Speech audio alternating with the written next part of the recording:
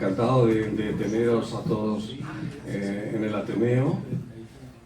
La sección de filosofía hoy organiza estas jornadas. Para la sección es muy importante. Y bueno, unas palabras porque todos somos amigos y admiradores y lectores del profesor Ignacio Gómez de Liaño. Fue profesor mío hace 25 años en el nocturno de filosofía y pues era un profesor de alguna manera distinto a otros profesores. Y una cosa que me llamó mucho la atención es que el primer día nos dijo: sentaros siempre en el mismo sitio por un tema mnemotécnico, porque Ignacio es un estudioso de las artes antiguas y olvidadas de la memoria.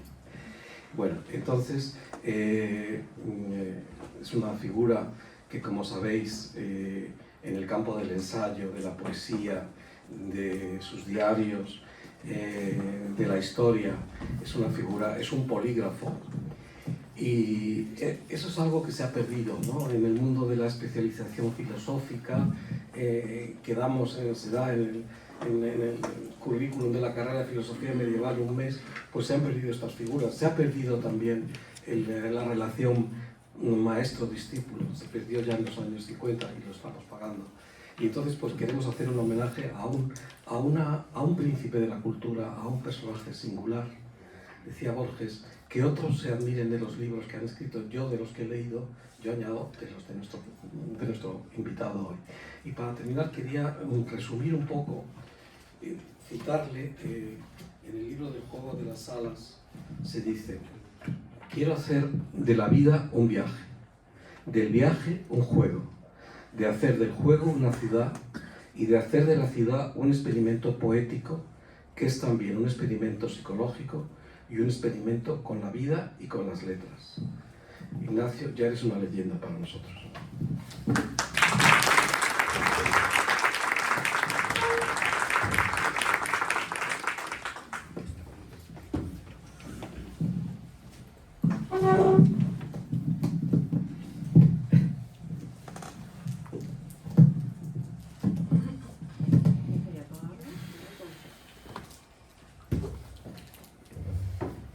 Buenos días, bienvenidos a todos y todas.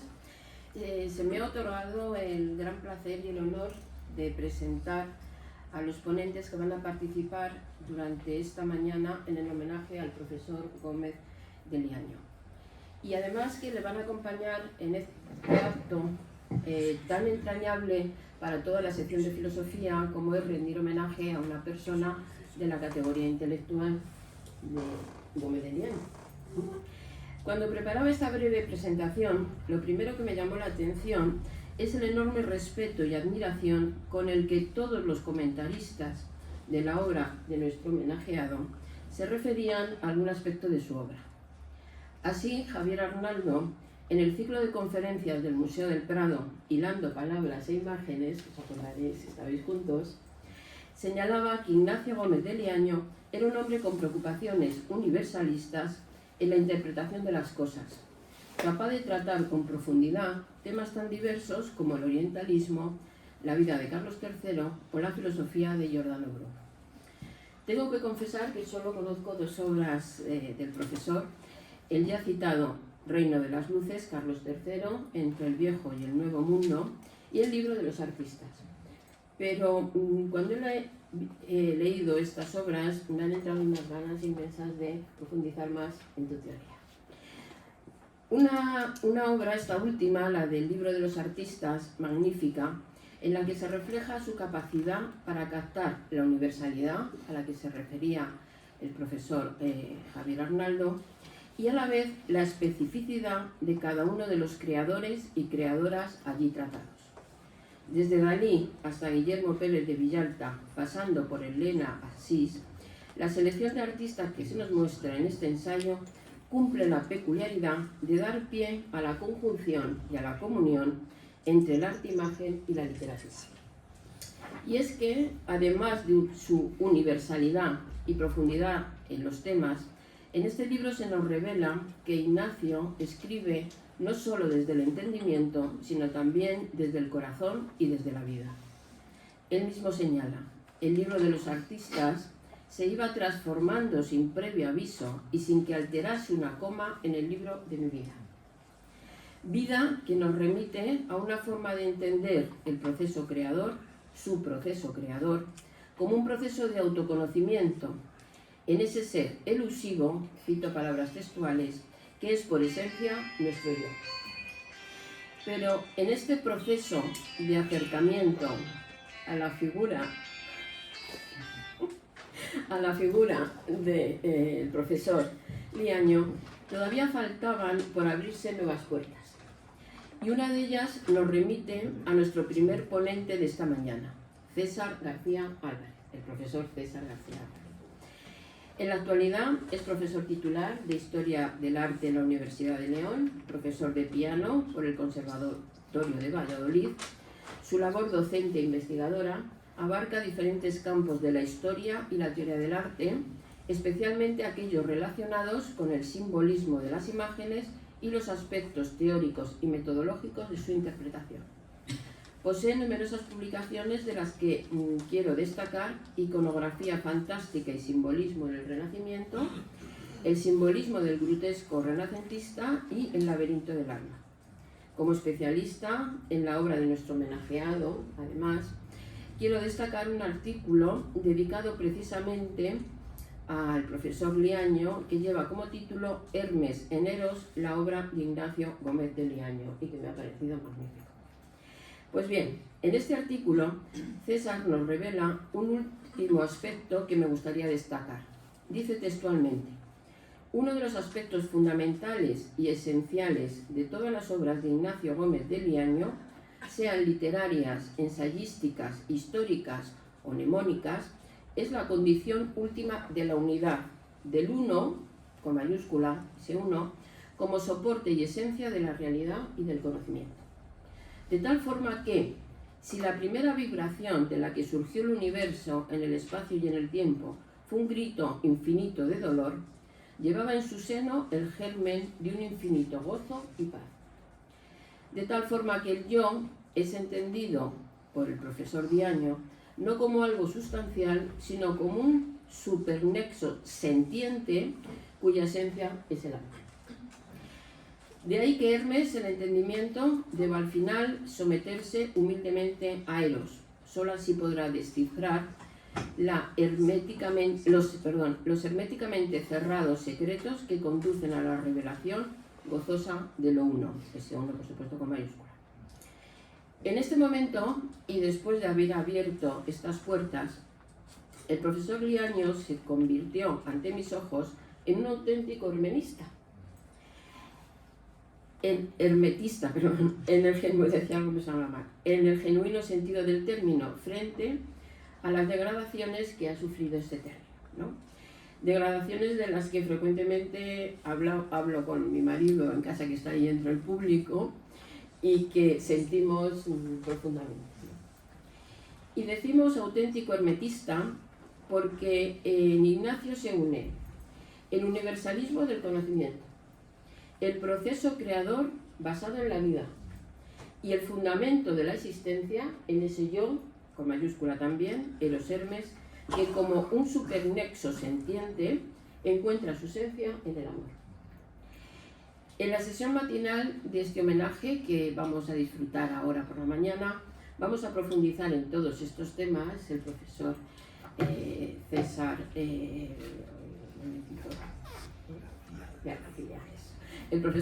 García es un especialista. Vamos a profundizar en estos temas, como decía, pero no cumpliríamos nuestro objetivo si nos redujéramos a un conjunto de aportaciones puramente teóricas. En este sentido, nos queda por abrir una última puerta. Contamos, y esa puerta es una puerta también muy importante, que está sentada tímidamente en el público, y que se llama Eugenia Niño Pasillos.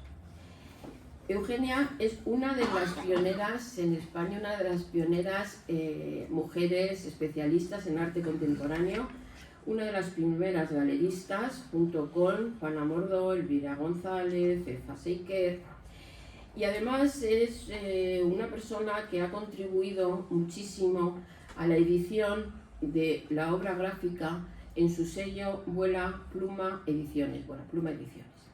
Eugenia va a acompañar en la segunda parte de este recorrido a Ignacio y a César y va a darnos una mirada, va a ofrecernos una mirada entrañable, cariñosa, amistosa, amorosa del profesor Liaño.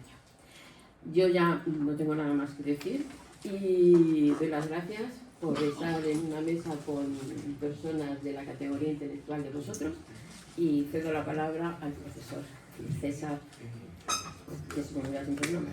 Gracias.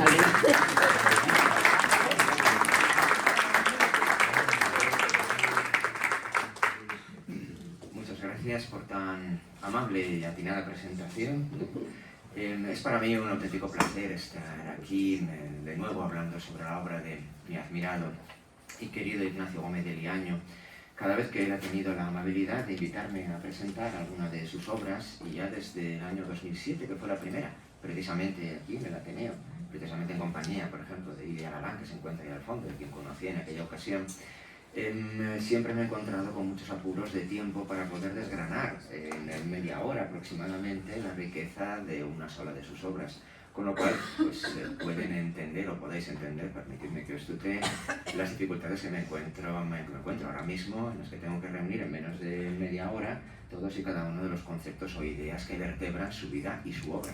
Realmente me siento más que nunca como aquel San Agustín que se encontraba perplejo, incapaz de comprender, o como aquel niño en la playa intentaba meter todo el agua del mar únicamente en un pequeño agujero, que como sabemos era también el equivalente para aquel niño, que era realmente un ángel, una analogía de las dificultades para poder comprender el misterio de la Trinidad por parte de un intelecto humano asimilado alegórica y simbólicamente con un recipiente tan pequeño. Pero lo voy a intentar, y eso que también desde hace ya bastantes años suelo afirmar, y además cada vez más convencido en todas y cada una de mis intervenciones y textos sobre la obra de Ignacio, que Ignacio es la personalidad cultural más importante, me atreveré a decir no ya de la España de los últimos 50 años, hace tiempo decía 30 y pico y ahora después 40 y ahora ya son 50 o 50 y algo, sino de la cultura europea, puesto que realmente no existe en toda la cultura europea, y me atreveré a decir universal, alguien que haya abarcado tal cantidad de campos de conocimiento, de creación, en los que la vida se involucra con el pensamiento, con la acción creativa y poética, con la reflexión intelectual, con la creación literaria, de un modo además tan extraordinariamente, por un lado, armónico y por otro lado también tan extraordinariamente libre. Porque si tuviera que reducir la actitud vital de Ignacio en todo su periplo creador a una sola palabra, yo creo que la reduciría precisamente a lo que abarca el concepto de libertad e independencia. Esa, a mi juicio, es la primera característica que determina toda su vida y toda su obra, la insobornable independencia, que se traduce, a mi juicio, en dos realidades. La primera, en que jamás ha aceptado ningún tipo de condicionamiento externo para poder desarrollar ni una sola de sus producciones o creaciones, bien sea en el ámbito creativo, poético, literario, bien en el filosófico, ensayístico, bien en las propias directrices que han ido emanando siempre de sus propias determinaciones vitales. No se trata, sin embargo, de un individualismo egoísta, sino que precisamente, cumpliendo el ideal antiguo del sabio, al retirarse en muchos aspectos a sí mismo, aunque como luego veremos, su conexión con el mundo en todas sus facetas también ha sido amplia y constante, ha alumbrado ideas en todos los campos que se muestran no solo de una extraordinaria fertilidad, sino también, y esta otra palabra, y ese yo que en 2008 escribía esas líneas para aquellas jornadas en Zaragoza, y que en ese texto, el que titulé Hermes en Eros, lo desarrollaba, como acaba de citar Carmen. Otra palabra esencial en la vida y obra de Ignacio es precisamente la unidad. La unidad dentro de la variedad y la variedad dentro de la unidad. Es decir, la condición clásica de la belleza, de aquello que se despliega, y son categorías que luego veremos que se reducen a fundamentos en algunos aspectos, tanto platónicos como personales del propio Ignacio, la unidad dentro de todas y cada una de las diferentes excitaciones, variedades y polifonías que constituyen tanto el propio yo como la enorme variedad del mundo, otro por cierto de los títulos de los hombres. Por eso yo para esta jornada voy a intentar muy brevemente exponer cómo en realidad la propia vida y obra de Ignacio resulta del despliegue de una serie de ideas fundamentales y esenciales que se han ido desplegando armónicamente a lo largo del tiempo. Y ya también en 2008 me parece que fue unas jornadas de la Fundación Juan March que dedicaron a tu persona y a tu obra, y había escrito un pequeño texto no publicado, pero en el cual, después de haber reflexionado muchísimo sobre la propia condición de la obra y vida de Ignacio, llegué a entender que quizá, como en cualquiera de nuestras producciones intelectuales, aunque desde luego no alcancen nunca la categoría de lo que Ignacio ha realizado, probablemente toda nuestra vida, nuestro pensamiento y nuestras acciones sean en realidad el despliegue a lo largo del tiempo de una sola idea o de unas pocas ideas que se van entrelazando y tejiendo.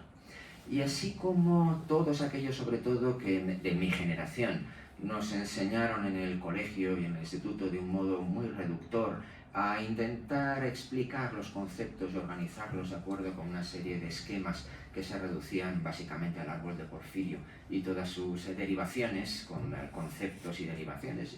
Yo creo, sin embargo, que la obra de Ignacio se puede entender junto con su vida como un extraordinario y al mismo tiempo unitario diagrama musical. No en vano también él ha recurrido en sus textos filosóficos, tanto sobre el fundamento como en las Iluminaciones filosóficas, su gran obra filosófica, como en el breviario de filosofía práctica y en otros aspectos también, a la idea de que toda persona es en realidad un conjunto de composiciones que se pueden reducir a ideas de carácter musical, que la composición musical de la persona, entendida como un despliegue y unidad armónicos de todos aquellos estados, tanto sintientes como inteligentes, emocionales, afectivos e imaginativos, se pueden reducir a un esquema. Y yo no sé si esas ideas estaban, creo que sí, y voy a intentar exponer lo que sea muy brevemente, como esbozo para un desarrollo posterior. No sé, insisto, si aquellas ideas estaban ya presentes ab initio, en el comienzo, como parte de su propia experiencia vital y sus características personales ya desde la niñez y desde la adolescencia, me atrevería a decir, o si fue el encuentro con Giordano Bruno, posteriormente con el arte de la memoria, lo que contribuyó a diagramatizar su propio pensamiento. Y esto nos llevaría a pensar si realmente aquellos acontecimientos, aquellos eventos y aquellas realidades con las que nos encontramos a lo largo de nuestra vida realmente son azarosas, caprichosas, o sin embargo están unidas a nuestra vocación más íntima y contribuyen a dar una forma clara a aquello que ya llevábamos anteriormente. Es decir, yo no sé si la obra y el pensamiento y la vida de Ignacio se diagramatizaron después del contacto con Bruno y con los diagramas gnósticos, maniqueos, budistas, etcétera, etcétera, o si realmente aquellos diagramas aparecieron porque ya existía una vocación y una esencia diagramática compositiva, nexual, dentro de la propia vida y pensamiento de Ignacio, incluso aunque fueran, por así decirlo, en aquel momento inconscientes o estuvieran latentes. Me inclino por la segunda posibilidad. Y de hecho voy a intentar, como digo, trazar un brevísimo esquema, una brevísima explicación de algunos de esos hilos o nexos que se puede entender que constituyen el propio tapiz de la persona. Por eso he titulado mi breve intervención Memoria, Entendimiento, Creación, también como una especie de paráfrasis de esa triple división de la filosofía clásica de memoria, entendimiento y voluntad, que son también tres categorías, evidentemente, fundamentales de la condición humana, pero porque creo que las tres están extraordinariamente unidas, además de una forma diagramática.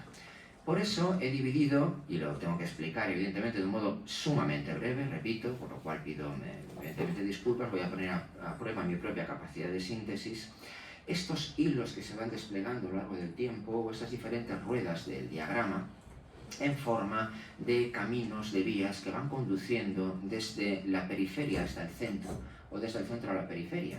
Y es que precisamente también otro aspecto, que este no es mío, la verdad, porque me lo apuntó deslumbrantemente en una conversación informal que tuvimos en Mallorca, si no recuerdo mal, Tomás Pollán, quien afirmó, yo creo que con gran profundidad y luminosidad, aunque puede parecer paradójico por lo que voy a decir, que mientras todo nuestro pensamiento filosófico desde el romanticismo está sobre todo acostumbrado a la dialéctica entre la profundidad y la superficialidad, y entiende la profundidad como lo verdadero, como lo verdaderamente auténtico y como la prueba de fuego para poder determinar si una aseveración o una idea sobre el mundo es correcta, sin embargo, en Ignacio era mucho más acertado pensar en la relación dialéctica entre centro y periferia. No entre lo profundo y lo superficial, insisto, sino entre lo que está en el centro y lo que está en el exterior. Algo que a mi juicio lo acerca también, y lo veremos al final de la intervención, a la asimilación más profunda que se puede imaginar del propio pensamiento platónico, que es precisamente el que subyace bajo aquellos diagramas mitraicos, gnósticos, maniqueos y en el fondo también budistas, e incluso también bajo un neoplatónico peculiar y heterodoxo, pero profundo también en el fondo, como fue Giordano Bruno. El primero de estos hilos, o de estas estancias, porque también creo, y esto es muy interesante, que luego lo veremos, en su primera gran obra, una de las obras más inclasificables y magistrales de toda la escritura del siglo XX, que es Los Juegos del Sacromonte, una obra que tuve también el honor y el placer de poder estudiar para su reedición facsímil y que sigue siendo una obra inclasificable, poderosísima y realmente original. El propio Ignacio dividía ese libro en estancias, de un modo anterior a encontrarte con el propio arte de la memoria, porque creo que fue al año siguiente, no, fue 2 años antes, en el 73, con Mundo, Magia y Memoria, ¿no? Bueno, pues esa... 75 esos juegos, y Mundo, Magia y Memoria en 73, bien. Pues esa clasificación en estancias me permite también a mí proponer que existen una serie de estancias, pero no cerradas, no de acuerdo con esa idea que tampoco me gusta del cierre categorial, sino que precisamente están abiertas, interrelacionadas, porque otra categoría, creo, esencial y fundamental de la vida y pensamiento de Ignacio es entender la realidad como nexo permanente. Y esa capacidad constante de encontrar nexos en la vida, nexos personales, nexos intelectivos, nexos de todo tipo, intelectuales, afectivos o imaginativos, es en el fondo una aplicación tanto de las cualidades del propio Hermes como también de Eros, como veremos en su momento. Por eso la primera estancia se podría calificar de la estancia de la creación. Por razones de tiempo he eliminado todas las creaciones de carácter poético público y me he reducido únicamente a aquellas en las cuales se encuentra una materialización objetual, por así decirlo, persistente. Hay que recordar, por ejemplo, que sus primeros y pioneros intereses en la codificación de la imagen y en encontrar el fundamento de la misma le llevó a realizar en pintura hiperceptrónica y en aquellos estudios que se realizaron en los años 60 unas formas que luego, sin que lo sepamos, han sido profundamente pioneras y hoy se encuentran establecidas desde la digitalización, la pixelización y también todo tipo de procedimientos artísticos cuyo padre fue, como Guillermo Searle, sobre todo fue Ignacio, porque fue quien fue capaz de comprender, por ejemplo, esta descomposición analítica del apostolado del Greco, que como se puede apreciar, quizá no del todo bien, pero bueno, en la parte izquierda visual de nuestra imagen, de nuestra percepción, la descomposición de la imagen en patrones y en unidades compositivas acababa creando una especie de comunicación permanente entre la imagen como un elemento definido, perfectamente nítido, reconocible, y aquellos fundamentos prácticamente abstractos en los cuales toda imagen se puede descomponer. Esta especie de reducción analítica, intelectiva, profundamente intelectual, sin embargo, se plasmó en, a mi juicio, 2 obras maestras que afortunadamente ya se encuentran en el Reina Sofía y que espero que siempre se expongan tal como merecen, que a pesar de su relativamente pequeño tamaño, sin embargo, concentran toda la experimentación poética del Ignacio, que fue el padre de la poesía pública, de la poesía de acción en España. Aquí tenemos también a Alain Areas-Misson, con quien tantos desvelos y tantas capacidades creativas compartió, y que acabaron cristalizándose en obras como El Teatro del Ojo o El Teatro del Olvido, que son verdaderas plasmaciones de una profundidad y ambigüedad simbólicas verdaderamente extraordinarias. Yo no conozco verdaderamente nada igual en el arte europeo, bueno, y universal, debería decir, de su tiempo, puesto que contemplarlas, reflexionar sobre ellas, es reflexionar sobre los juegos de lucidez y engaño entre la realidad perceptiva y la cognoscitiva, entre la capacidad de traducir en imágenes simbólicas el sentido del mundo y del propio yo, en jugar ópticamente con los espejos como símbolos de verdad, pero también al mismo tiempo como características o portadores de ilusorios engaños que conducen hacia la reflexión sobre la realidad.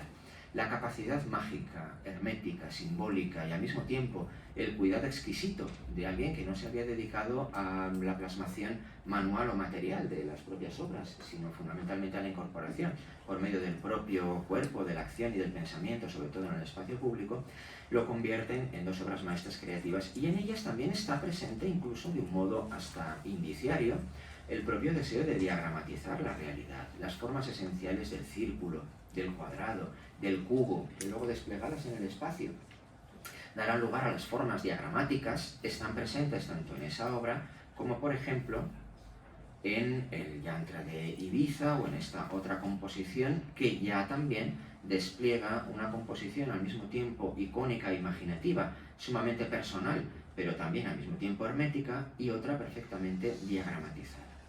Y eso muestra la existencia en su vida y en su obra de dos polos que podríamos incluso vagamente interpretar como el equivalente pseudo-nietzscheano, porque habría que falsear un poco el pensamiento de Nietzsche, entre lo apolíneo entendido como un deseo de cristalización de una forma nítida, racional, delimitada, luminosa, matemática, armónica, y lo dionisíaco entendido como un despliegue de energía, de vida, de corriente irracional al mismo tiempo vital, arrasadora. En Ignacio se encuentra siempre el deseo de encontrar un equilibrio armónico entre los dos polos, yo creo. De manera tal que además ninguno de los dos ahogue al otro. Porque, y esto creo que también lo he hablado en alguna ocasión con él y también lo percibo con gran claridad, aunque la filosofía de Ignacio y su pensamiento y su propia acción en realidad rehúyan el carácter sistemático, también característico de la filosofía alemana, el intento pues tan imposible de raíz kantiana de ordenar por medio del pensamiento toda la realidad del mundo, que acaba conduciendo a algo que también critica acervamente, que es el idealismo de Schelling, el idealismo alemán, entendido como el yo que pone su orden al mundo y se desentiende del mundo, que también, como luego veremos, es una de las raíces de los problemas que luego políticamente se derivan en el siglo XIX y XX, del desarraigo del ser humano frente al mundo, y también está en el fundamento precisamente de una concepción dictatorial del ser humano frente a la propia realidad que entiende a sus pies y que por tanto es capaz de albergar y de manipular a su antojo. En Ignacio ese equilibrio entre orden y razón, o orden y caos, entre forma y energía, quiere llegar y tiene que llegar a construir un orden permanentemente dinámico, vivo, creativo y al mismo tiempo, sin embargo, sereno y ordenado. Eso también se puede percibir, por ejemplo, en otra de sus composiciones, el Jardín Gramatical, en el cual todas y cada una de las delimitaciones visuales de este jardín, en este caso de Aranjuez, se acaban convirtiendo en conjuntos de letras que van delimitando la geografía exacta, pero también al mismo tiempo poética, de algo que suele ser determinado únicamente mediante trazos que intentan aspirar a convertirse en un equivalente exacto, imposible, de la realidad. De tal manera que el contraste, por ejemplo, entre cartografía como deseo de la razón de someterlo todo a sus propios modelos y esquemas, y la propia realidad poética, porque está hecho de letras, que al mismo tiempo se expanden y que son capaces de crear sentidos de todo tipo, cristaliza, a mi juicio, en otra de sus obras maestras creativas, que es el gran caligrama o rosa. Este caligrama que va creciendo a partir de un orden y que va configurando precisamente la propia estructura de un diagrama que evoca los techos de la Alhambra y las composiciones islámicas que él mismo había desarrollado y analizado también y convertido como estructura poética en los Juegos del Sacromonte, por ejemplo. Esta estancia de la creación, por tanto, en realidad manifiesta las mismas ideas, los mismos principios y las mismas concepciones que están presentes a partir de 1975, en el momento en el que Ignacio decide, bueno, quizá hay que decir que traicionar aquel manifiesto de abandonar la escritura porque siempre he señalado la paradoja de que alguien que de manifiesto quizá más combativo es precisamente abandonar la escritura, luego haya escrito de un modo y siga escribiendo de un modo absolutamente incansable hasta llenar miles de páginas, y creo que unos 40 libros son los que están aquí más o menos reseñados. A esa primera etapa de creación, que había sido precedida también, eso es verdad y hay que decirlo, por una etapa de escritura que desde la niñez estaba moldeada por otras dos características muy importantes. En primer lugar, por una familiaridad y asimilación profunda con los clásicos. Me parece también, y los clásicos tanto griegos y latinos como también sobre todo españoles. Eso ha brindado a esa escritura siempre un carácter profundamente elegante, al mismo tiempo preciso, pero también al mismo tiempo abierto, no rígido. Siempre he detectado también en la obra y en el pensamiento de Ignacio un deseo de rechazar cualquier sistema excesivamente rígido, sistemático, precisamente porque es reacio a la condición poética, imaginativa de la propia vida, que al fin y al cabo es un juego que, como afirmaba Platón, aunque sea un juego serio, tiene que estar entregado a los más elevados y sublimes juegos. Pero a partir de 1975 se abre, yo creo que otra estancia importante, y es precisamente la de abandonar relativamente, bueno, o casi del todo, la propia creación poética, tanto la poesía de acción y la poesía pública, para empezar el proceso de escritura. Y eso da lugar también a otra serie de estancias que no son tampoco estancas, están íntimamente interconectadas, porque precisamente la escritura novelística o literaria de Ignacio es profundamente poética. Su escritura poética también es filosófica. Su escritura filosófica también, en el fondo, es narrativa, imaginativa. Es decir, todas sus creaciones, aunque puedan ser encajadas en un género más o menos preciso, sin embargo, contienen a todas las demás, como si fuera precisamente el juego de las salas de salas, porque no hay un desligamiento entre sus novelas, su pensamiento filosófico o el resto de géneros que ha ido abordando con el tiempo.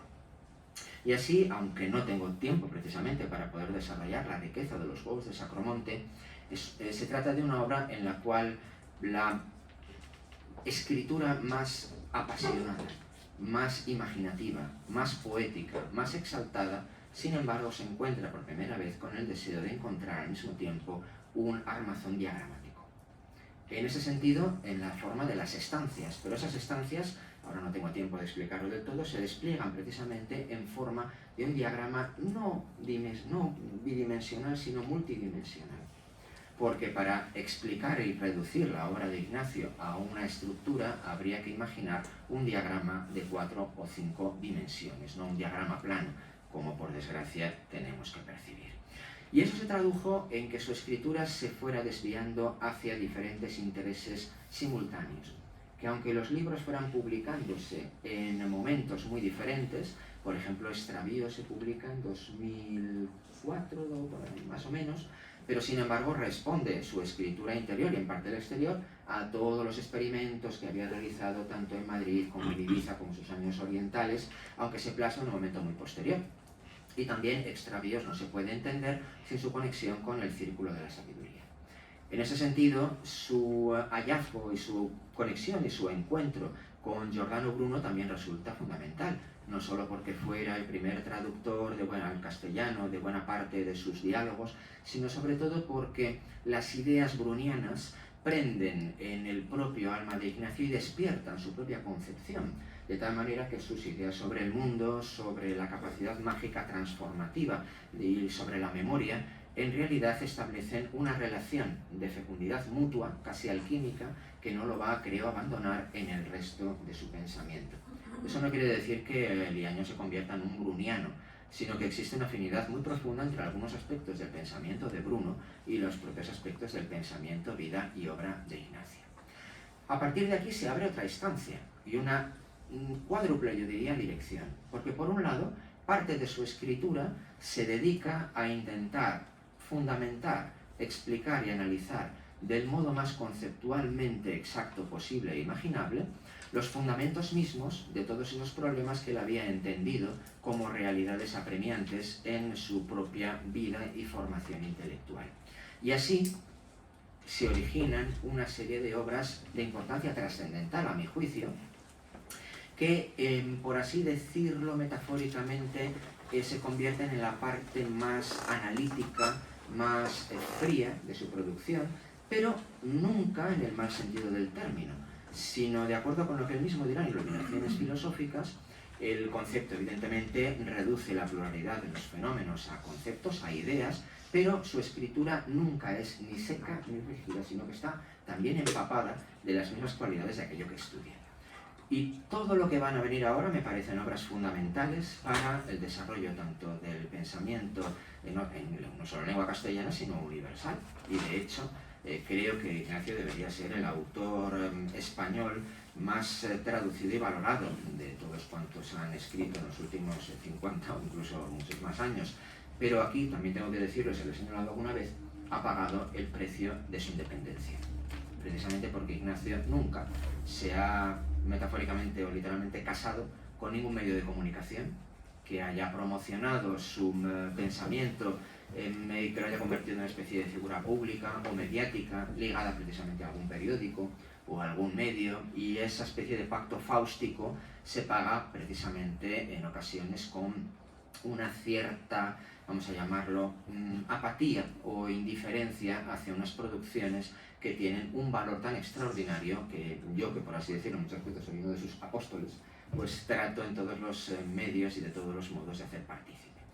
El idioma de la imaginación abre el camino que llevará hacia los grandes estudios sobre la imaginación, la memoria y el tiempo, pero también otro de sus aspectos esenciales es el del estudio de la propia imagen, que al mismo tiempo de la obra artística y estética, que, como digo, al mismo tiempo resulte apasionado y al mismo tiempo, sin embargo, analíticamente profundo. Y así, los escritos que están presentes en Mi tiempo lo que muestran es otra de las grandes realidades de Ignacio, que ha sido uno de los grandes demiurgos y catalizadores de la producción estética española desde los años 60.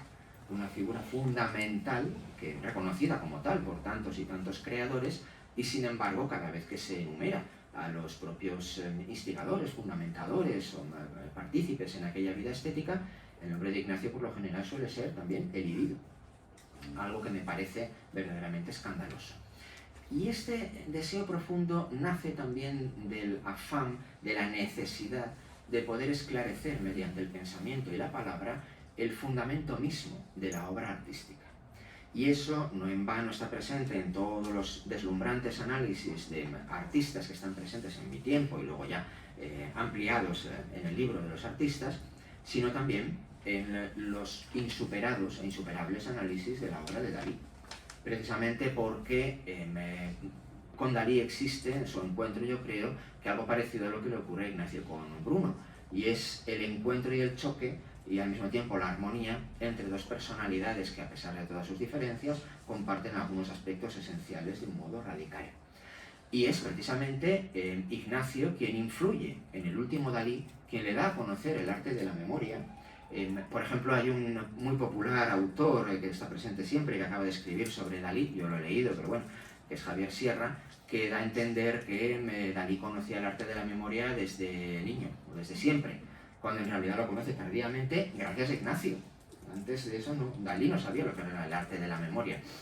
Pero bueno, esa es otra de tantas ausencias y mistificaciones que existen. Y es que su deseo de encontrar, bueno, su capacidad para poder encontrar en la imagen doble, en todos los conceptos que va encontrando en la obra de Dalí, lo convierten no solamente en el mejor análisis imaginable sobre la obra del artista de Figueras, sino también en un ejemplo metodológicamente paradigmático de cómo analizar la obra de un autor, encontrando al mismo tiempo todas y cada una de sus claves y sin embargo realizando una escritura que tiene la misma calidad artística y estética que la propia obra analizada. Son otra vez dos obras modélicas, así como otros ensayos fundamentales para poder encontrar, por ejemplo, el verdadero sentido del Jardín de las Delicias, que siempre había sido erróneamente interpretado como una obra en la cual la parte central representaba a la humanidad entregada al pecado, a la perdición, y el infierno resultaba la consecuencia de aquella entrega de la humanidad a los placeres psicalípticos, etcétera, etcétera. Ignacio, con una erudición pasmosa, pero al mismo tiempo con enorme claridad, demuestra que la intelección tradicional de la obra es radicalmente distinta. y que la tabla central es en realidad la representación de la humanidad que se entrega de modo puro, paradisíaco e inocente a los placeres de un paraíso que habría podido seguir existiendo si no hubiera existido el pecado original, y que el infierno es la tierra misma, no es la consecuencia de la tabla central.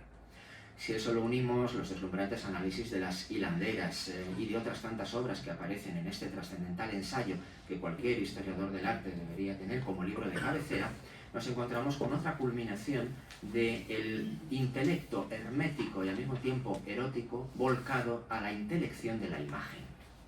Y esa es otra de las estancias de Ignacio. Paralelamente también se desarrollan los estudios sobre otras figuras en las cuales la intelección del mundo, tanto universal, y que no abandonaba la imagen, que poseía también una ambición de una erudición universal y al mismo tiempo una condición emblemática, se plasma en primer lugar tanto en su magistral estudio de Athanasius Kircher, otra figura como el propio Ignacio, erudita, polímata, de ambición universal, pero también al mismo tiempo rica, imaginativa, con lo que a mi juicio es la obra y el estudio más importante, y lo he dicho siempre, porque para mí es mi obra favorita de Ignacio, me deslumbró cuando lo leí nada más publicarse, que es el Círculo de la Sabiduría. No ha habido en lengua española ningún estudio de, vamos a llamarle historia cultural, porque es tantas cosas, de tanta ambición, profundidad y tantas consecuencias fructíferas para la redefinición de las relaciones culturales, por ejemplo, entre Oriente y Occidente, para la importancia trascendental del arte de la memoria en la definición de la religiosidad antigua, y también para la percepción de cómo poder desarrollar una idea inicial que nace, como no, de un nexo casual, precisamente la percepción de la analogía entre los diagramas de Giordano Bruno, que ya habías estudiado, y la presencia de unos diagramas en una exposición que conoces en Oriente, y cómo a partir de ese choque, de ese nexo, y tanto Hermes como Eros son creadores de nexos, crece en su espíritu, crece en su intelecto, hasta el punto de, durante mucho tiempo, prácticamente incluso abandonar hasta la vida social, retraerse a la creación, como si fuera Montaigne en su torre, de la investigación sistemática de los diagramas en el mundo del pensamiento y de la religiosidad gnóstica, y encontrar cómo son el punto de partida de una larga secuencia que lleva desde los diagramas de Metrodoro de Sexis hasta los diagramas mitraicos, los gnósticos en sus variantes setiano-babelognósticos, valentinianos, los sofitas, cómo son la base de los diagramas maniqueos y cómo estos a su vez son la base de la gran transformación que en el budismo mahayana dará lugar luego a los diagramas del budismo vajrayánico o tántrico, y esos mandalas o mándalas son en realidad un fruto tardío del pensamiento y de las formas diagramáticas griegas y romanas. Eso contribuye y crea un nexo y una forma de interpretar, como digo, la relación entre Oriente y Occidente radicalmente, de una erudición incomparable, también de una claridad, de una profundidad insoslayables y al mismo tiempo también que no tienen parangón, y que también, paradójicamente, y esto lo llevo muy mal, y además cada vez que tengo ocasión de hablar en algún medio o escribirlo, siempre lo reclamo, una obra que tampoco ha ejercido influencia ni siquiera por los propios especialistas en estos temas, que 14 años después o 15 de su publicación, no ya es que la debatan o la intenten rebatir, o sea, me parece complicado, pero no es que la debatan, sino es que ni siquiera la conocen, lo cual es bastante definitorio del estado de buena parte de los estudios universitarios y también de buena parte de los especialistas en estos aspectos en España.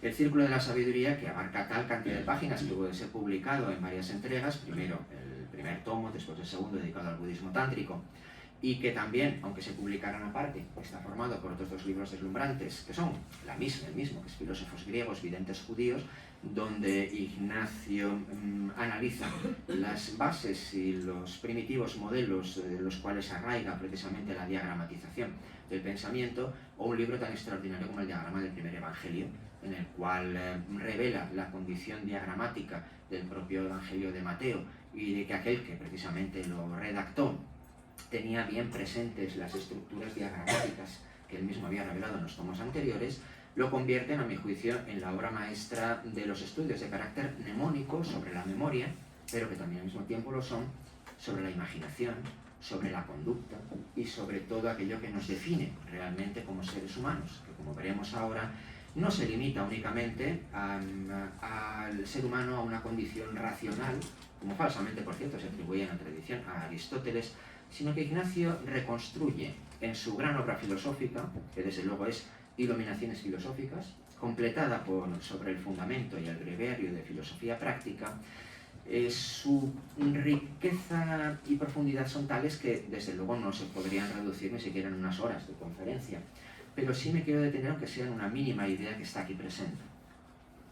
Y es que, como antes citó Carmen, la persona es entendida por Ignacio y el yo no como una especie de realidad sustancial, sino como una realidad universal, transpersonal, como un supernexo sintiente, inteligente, en el cual se localizan, encuentran su lugar todos y cada uno de las diferentes excitaciones, imágenes y realidades del mundo. El yo, por tanto, es un nexo, es una construcción, es una realidad que tiene elementos fijos, por así decirlos, pero que no son exactamente personales, sino que es una realidad transpersonal. Y al mismo tiempo, lo que llamamos yo es en realidad un conjunto, un conglomerado de composiciones. Composiciones que están formadas por elementos sensoriales, determinados por las formas de resolver por medio de los qualia quanta, las infinitas excitaciones del mundo, que al mismo tiempo están formados por formas y composiciones a su vez de carácter emocional, de carácter imaginativo, de carácter intelectivo, y por último, de carácter espiritual. Esa concepción del yo se despliega en un libro que a mi juicio es una refundación extraordinaria de toda la filosofía universal y que también debería ser analizado, comprendido, estudiado y homenajeado como se merece. Las otras dos obras son complementos a esta misma, en algún aspecto son resúmenes, pero no son paráfrasis, sino que cada una de ellas, aunque tampoco tengo ahora mucho tiempo para desplegarlo, despliegan el propio concepto de fundamento. En realidad es yo creo que el título es una especie de variación sobre aquel de Sobre la certeza, de Wittgenstein, y cómo el lenguaje es capaz de llegar a encontrar hasta un cierto límite la realidad del mundo. Pero existen realidades que van más allá del propio lenguaje. Y esas realidades que están más allá del lenguaje y que sin embargo nos condicionan, aunque el lenguaje pueda hablar sobre ellas o incluso a veces constituirlas hasta cierto punto, son precisamente las formas imaginativas y las formas emocionales. El ser humano no es solo un animal racional. El ser humano es un ser integral formado por razón, pero también por emoción y por todas las dimensiones imaginativas que se concitan en él. Todo ello da lugar también a otra línea del diagrama o a otra estancia. Por ejemplo, existen obras que, a mi juicio, particularmente fascinantes. He leído Paisajes del placer y de la culpa como uno de los más deliciosos y grandes ensayos de su tiempo y de cualquier tiempo, porque con la excusa de reflexionar sobre los jardines, sobre las costas y sobre algunos otros aspectos del Orlando Furioso o de La diosa blanca de Robert Graves, libro al que también reverencio en muchos aspectos, Ignacio es capaz de encontrar puentes que llevan desde el propio análisis y el disfrute literario y la creación hasta la reflexión poética, pero también a la presencia de todos estos elementos filosóficos. Así como en filosofía y ficción, mucho más reciente, también se recogen textos que sirven de puente precisamente, como el propio título lo indica, entre todas esas categorías y estancias que, repito, porque esto es crucial, no son estancas, están intercomunicadas. La realidad es conexión, la realidad es nexo. La realidad, en el fondo, es la aplicación de esas dos categorías, de los principios de Hermes y de Eros.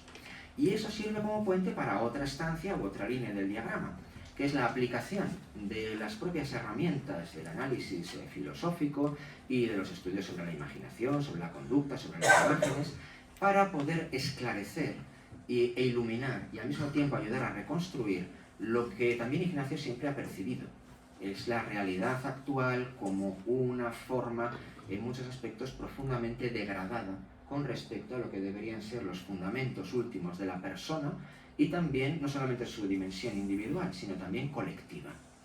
La mentira social, un libro igualmente deslumbrante, el maravilloso libro Contra el fin de siglo, y al mismo tiempo, mucho más reciente, El eclipse de la civilización, pero también sus aparentes estudios históricos. Y digo que aparentes porque, por ejemplo, Carlos III, Entre el Viejo y el Nuevo Mundo, en realidad es un libro de historia, pero es muchísimo más, porque también es un diagnóstico del presente, una forma de encontrar el momento histórico en el cual la realidad española alcanza su probablemente más tardía y última floración, pero en el cual también se encuentran las semillas de las crisis posteriores, y una forma también de encontrar en este Carlos III, no solamente porque es un libro de historia además metodológicamente ejemplar. Por ejemplo, Ignacio decide renunciar, permíteme que lo comente en 30 segundos, a algo que para los historiadores académicos se ha convertido no en una ayuda, sino en una cárcel, que es el aparato crítico.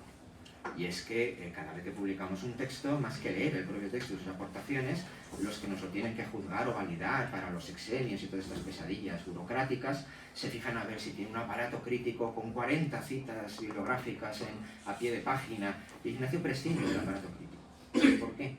Porque va a la realidad de las cosas. Y poder mirar cara a cara a la realidad, aunque utilice toda la bibliografía existente, pero no lo utiliza como un elemento fetichista o cita de autoridad, sino que lo transmuta y lo convierte en una forma de contar la realidad sin anteojeras y al mismo tiempo sin limitaciones. Y también en la historia como un espejo del presente. Estoy convencido, quizá esto haya sido consciente o inconsciente, no lo sé, él podría aclararlo, que el Carlos III es el resultado de percibir, como decía, en el presente, los desarrollos degradados de todo aquello que como espejo deformado se encontraba en el siglo XVIII. Y eso ha dado lugar también a otros dos libros fundamentales en este sentido, que son Recuperar la democracia, un profundo y certero diagnóstico de todos los males que acechan a nuestra democracia española. Además es un libro profético, todo lo que en él se afirma en su momento, al igual que ocurría en La mentira social, todo ha ido ocurriendo exactamente como se diagnostica y se avanza y casi se puede decir profetiza en el libro, hasta el punto de que constituye, yo creo, que el mejor manual para poder encontrar remedios a los males políticos del presente en España. O Democracia, Islam, Nacionalismo, un libro además particularmente audaz, tanto por el contenido de su tema como también por el diagnóstico certero y profundo, que supone la última manifestación. Bueno, es más reciente, El eclipse de la civilización, pero todos ellos forman también otra estancia de la palabra dedicada a analizar y comprender los modelos históricos como forma de comprender, diagnosticar y ayudar a aquello que sí tiene o debería poder tener remedio, que es el presente. De tal manera que, junto con los estudios dedicados a la imaginación, los estudios dedicados a los propios fundamentos del pensamiento y la realidad humana, esta otra estancia representa el poder de la imaginación, el concepto, dedicados al análisis de la realidad. Esto nos lleva a otra estancia, que es la de la creación, pero en este caso ya literaria, que también arraiga. Cuando me llegaron los poemas de un adolescente, generalmente la poesía adolescente, lo que generalmente hay que hacer con ella, salvo que uno sea Rambo o Ignacio Gómez de Liaño, muchas veces lo que hay que hacer es enterrarla o quemarla sin esperar a que aparezca un Max Brod que desobedezca nuestras órdenes, como a Kafka, porque por lo general aquello que escribimos en la niñez o adolescencia no suele provocar vergüenza ajena. Pero cuando los leí, se lo comenté, me encontré con poemas en los cuales estaba ya casi la cartografía de todo lo que Ignacio iba a ser en el futuro. Porque en ellos, así como en todos los poemas posteriores, reunidos en Auta y Estela, o finalmente en Carro de Noche, o también en las obras teatrales, como las que dedicó a Hipatia, a Bruno y a Mediamellana, al conde de Villamediana, aparecían precisamente desplegados de modo poético. Ignacio no se considera un poeta, entre otras cosas porque no considera que pueda existir algo como un, por así decirlo, poeta profesional. Lo hemos hablado en ocasiones, la poesía es una especie de daimon o de estro que llega cuando quiere y también se abandona cuando quiere, no se la puede convocar, no se la puede convertir en un funcionario que cree poemas 8 horas al día. Se puede ser funcionario como Pessoa y luego ser al mismo tiempo un poeta extraordinario, pero desde luego la poesía no es tanto una técnica, sino en realidad un don. Y sin embargo esa prosa poética está también en toda su producción literaria, puesto que la estancia de la palabra, vamos a llamarla novelística, está también perfectamente presente, tanto en Arcadia, una novela que también tuve el placer de presentar en su reedición, y que es otra de las novelas más deliciosas y profundas también. A mí sí me gusta la palabra profundo y creo que es muy adecuada para esto, que se escribieron en la literatura española de las últimas décadas, puesto que partiendo de, lo hemos comentado también en ocasiones, yo creo que toda la novela es la construcción desdoblada, un poco daliniana, entre la realidad onírica que se genera al comienzo, cuando el protagonista, que es él, contempla la llama de una vela, y al mismo tiempo la realidad vivida a través de los viajes presentes por Grecia que se despliegan en la novela. Pero la novela no es una novela tanto de viajes exteriores que también, sino sobre todo del viaje doble, que es al mismo tiempo interior y físico. Y por eso esa condición dual de que en realidad la memoria no es tanto un notario, creo que lo decía Pessoa, Oscar Wilde, como un poeta, o quizá incluso el propio Platón. Yo creo que Ignacio estará de acuerdo en que, luego lo veremos cuando acabemos con sus diarios, que en realidad cualquier reconstrucción en forma de memorias es una elaboración sobre todo literaria casi fantasiosa, porque uno se convierte en el protagonista de una vida heroica que se narra. Sin embargo, como veremos luego en los diarios de Ignacio, los diarios no tenían voluntad literaria, aunque les hagan literatura por los cuatro costados, y tenían una especie de voluntad más o menos notarial. Eso está presente en Arcadia, está presente en Musapol, está presente en una... Musapol es el complemento literario de las investigaciones del Círculo de la Sabiduría, en algunos aspectos, y es también una novela insólita por su estructura dentro del pensamiento y de la literatura española.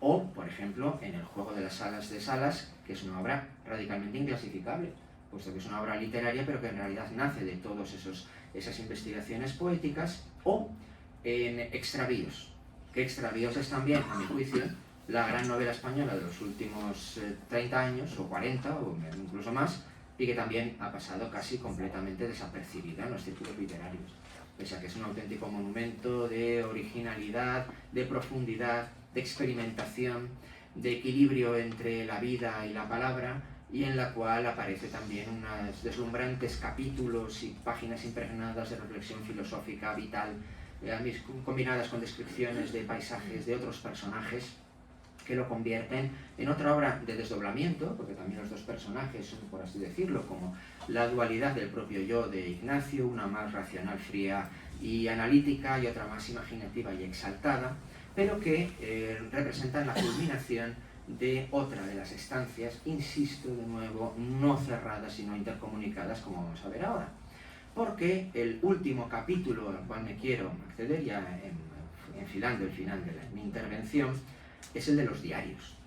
Los diarios de Ignacio son, afortunadamente, y espero que se sigan publicando más entregas todavía, bueno, está a las puertas ya de poderse leer el último tomo, los diarios del 78-79, instantáneas, que yo estoy deseando recibir y devorar, pero los diarios de Ignacio son, como decía antes, no un registro notarial frío de una realidad, sino que incluso en las anotaciones más aparentemente banales aparecen las mismas categorías y los mismos impulsos y las mismas ideas centrales de su vida y obra.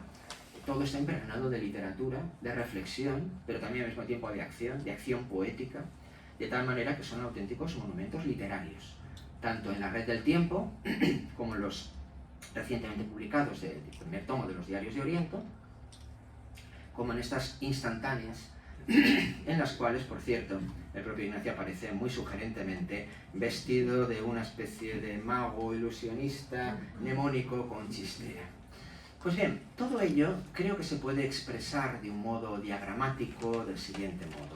Es más, yo leyendo y releyendo la obra de Ignacio, él suele decir bromeando que la ha leído más veces que él mismo, es probable, pero por un lado, esto me ayudó, lo encontré además hace unos poquitos días, que le pedí ayuda a Ignacio, pero luego lo encontré en mis archivos, me ayudó a diagramatizar, por ejemplo, partiendo de la obra del propio Ignacio, la propia obra de Platón, tanto sus diálogos, que tantas veces he leído, como también los deslumbrantes estudios de Giovanni Reale y también las páginas sobre Platón que aparecen sobre todo en filósofos griegos, videntes judíos, y a percibir que en realidad todos esos diagramas que el propio Ignacio había estudiado obedecen a la existencia de una estructura diagramática en el propio Platón.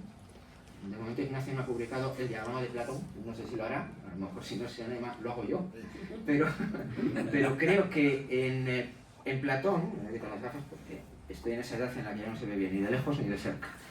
Y en ese diagrama, como se puede apreciar aquí, están las mismas categorías que en los diagramas gnósticos, mnemónicos, pero también que en la obra del propio Ignacio, porque en el centro abismático se encuentra el uno bien, que da lugar, de acuerdo con las hipótesis del Parménides, al uno que es y al uno que no es, que engendra el ser, la vida, los diarios, pero que engendra el nous, el intelecto, en la parte inferior, que acaba encontrándose con esas protocategorías de lo mismo y lo otro, el reposo, el movimiento, que da lugar luego a la prudencia, justicia, a la fortaleza, templanza, justicia y sabiduría, que después se despliega en el campo del logos, luego en el alma del mundo, en la dodécada zodiacal, luego todavía más en los elementos y luego todavía más en ese aspecto tan elusivo, tan capital y tan deslumbrantemente analizado por Ignacio, que es lo contrapuesto al uno abismático, que es la agora, el lugar como lugar, que es además al mismo tiempo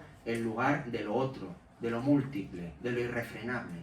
Y el choque de la realidad, como vislumbraron Platón y como el propio Ignacio ha ejemplificado con su vida y obra, es el juego permanente, sublime, entre la condición unificadora de lo uno trascendente y la condición multiplicadora de la agora.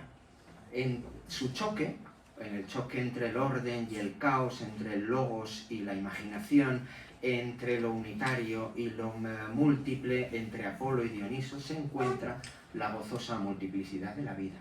Y, como colofón, creo que eso mismo se puede aplicar al propio Ignacio. Con lo cual, tengo que decir que aunque lo tenía en mi cabeza, lo he tenido que materializar por circunstancias personales, familiares de estos días difíciles, a toda prisa, formalmente quizás sea un poco chapucero, pero presento la versión 1.0 de el diagrama de Ignacio Gómez de Liaño. Esto, aunque no lo veo muy bien, casi de este tamaño tan pequeño y ahí está muy luminoso, pero son los libros y obras de Ignacio Gómez de Liaño convertidos en un diagrama.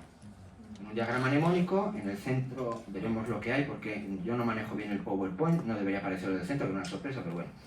El caso es que en el centro aparece, pues como hemos visto con el diagrama platónico, en el eje vertical, formando toda una década, un número 10, aparece la propia vida de Ignacio, sus diarios. En el eje contrario, la máxima racionalización filosófica, iluminaciones filosóficas. Y en la parte central, rodeando a esa imagen mnemónica que a mi juicio sintetiza muy bien lo que es la propia vida de Ignacio y que le presento como una especie de regalo emblemático simbólico, que al fin y al cabo yo es a lo que me dedico, aparecen precisamente el resto de radios y estancias que determinan la creación, ahí tenemos el teatro del olvido, la relación del pensamiento con el mundo, la mentira social y sus derivados, la relación del pensamiento y la reflexión con el estudio de la imaginación plasmada en las obras de arte, el estudio a través del logos y a través de la reflexión de las propias condiciones mnemónicas del ser humano y su plasmación en la historia, el círculo de la sabiduría y sus derivados, el pensamiento, vamos a llamarle puro, la reflexión sobre la persona, el logos, el nous, el intelecto, la emoción, en iluminaciones filosóficas y sus derivados, la reflexión sobre la conducta, los mitos y las imágenes en la mentira social, la plasmación literaria novelística en Extravíos, Musapol, Arcadia, y también en su visión poética, y aquí la inclasificable, los Juegos del Sacromonte. He intentado componerlas de tal manera que configuren un conjunto de pasillos, estancias, como aquellas que componen la obra platónica, la obra del propio Ignacio, que a mi juicio se pueden resumir en esta imagen. Una de las escasas imágenes de la antigüedad en las que tenemos a Hermes, a Eros, llevando con sus aladas formas, con sus alas, el carro del intelecto de la persona, animado precisamente por ese impulso de penetrar y conocer herméticamente en lo profundo de la realidad, y en el centro, la imagen de la propia madre, por así decirlo, e hija al mismo tiempo, en las cosmogonías más profundas, de Eros, que es Afrodita, como encarnación al mismo tiempo del Eros, del deseo, del amor, pero también de una intelección que cuando celebra sus bodas místicas permanentemente con Hermes, es capaz de llevar, como toda la obra de Ignacio, al ser humano hacia las más elevadas esferas de la autocomprensión, del goce, del conocimiento y de la creación, en una forma que despliega armónicamente lo que es el desarrollo todavía incompleto, porque he dejado huecos en el diagrama que creo que se van a rellenar.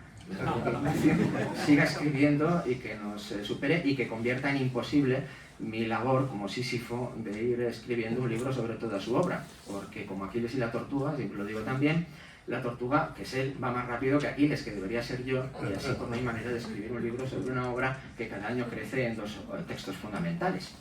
Pero en suma, ya para concluir, creo que este quizá tosco o torpe diagrama, pero intenta resumir la vida y la obra de quien como nadie ha logrado encarnar precisamente esa pretendida y aspirada y utópica, pero en él materializada, unión entre la vida, la obra, el pensamiento, el logos, la imaginación, el afecto, el juego y la sabiduría. ¡Bravo!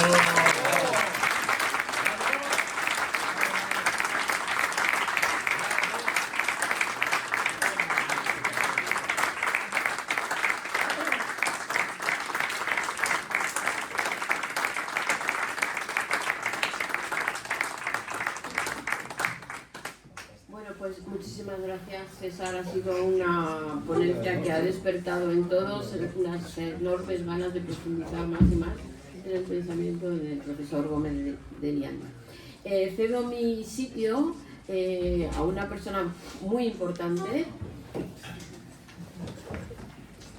Sí, Eugenia.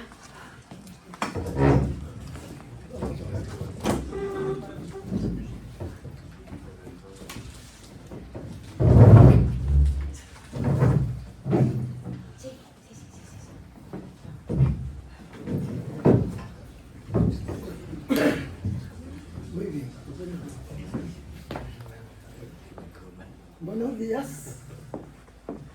Soy la parte frívola de Ignacio. Ignacio, yo fundé la Galería Zen en el año 69. Y en los primeros años de los 70, Ignacio iba por la galería. Era un muchacho que entraba con todos los demás. En aquella época la juventud iba mucho por las galerías, más que ahora, ¿eh? Y Ignacio entraba y nos empezamos a conocer. Pero era uno de los demás, ¿eh? Muy animado, muy divertido. Sigue siendo divertido. Yo creo que sí, yo creo que sí. Y yo no sabía quién era. Y un día me entero, me lo dijo un amigo, mira, ese chico que ves ahí, que no le das importancia, a los 22 años era profesor de estética de la Escuela de Arquitectura de la universidad. A los 22 años, ¿eh? Tú tienes un cuento muy divertido, que es que el portero te vio un día corriendo y dijo, ¿dónde vas corriendo si el profesor no ha llegado todavía? Y él dice, no, si el profesor soy yo. Eso me hizo mucha gracia. ¿Te pasó así? Sí. Bueno, yo a Ignacio lo he querido siempre y lo he admirado. La verdad es que, mira, cuando me enteré de quién era, porque Elena Sins, una pintora, me llevó al centro de cálculo donde estaban trabajando para que viera la nueva forma de trabajar de los artistas. Y vi la obra de Ignacio. Y desde ese entonces le he tenido un respeto enorme. Le quiero mucho, somos muy amigos, pero yo con mucho respeto hacia él siempre. ¿Verdad que sí? Voy a ponerme en plan divertido. En la galería dábamos pequeñas fiestas que lo pasábamos muy bien. Íbamos al retiro, mi hijo Álvaro iba al retiro, contrataba a los artistas que tuvieran, los músicos, los traíamos a la galería y tocaban. Entonces, hay una fotografía muy divertida de Ignacio, cantaba divinamente. La primera fotografía mejor. Es que nosotros somos expertos en imágenes y en teoría. Ah, bueno, pues todo, te sale esa. Pero no, es que no sale en la Sí, pantalla. ahora No sé viene el informativo. No sale. Al quitar mi PowerPoint, de repente nos hemos quedado sin Bueno, qué imágenes. pena, pero porque viene eso era muy el informático divertida. ahora De Ignacio cantando con Guillermo Pérez Villalta. para... Es una fiesta. Es que no sé. Que Guillermo tocaba la batería, ¿no? Y tú cantabas. ¿No salen las imágenes? Ahora. Se ve, bueno, pero no sale en la viene. pantalla. Viene el técnico. Más o menos. Bueno. es que de repente lo hemos visto. Esas pequeñas fiestas que dábamos en la galería eran muy divertidas porque todo el mundo se explayaba. Iban los artistas y bailábamos muchísimo. Vamos a ver, porque es que la fotografía esa... Lo que pasa es que va a salir, esa primera me gustaría que saliera otra antes que... Están en un PDF y no sé si se puede cambiar el orden, pero voy a intentar. Bueno, si no lo puede cambiar porque salga ahí. Es que se me ha perdido la Ah, mira, ahí. Pues venga, que salga esa.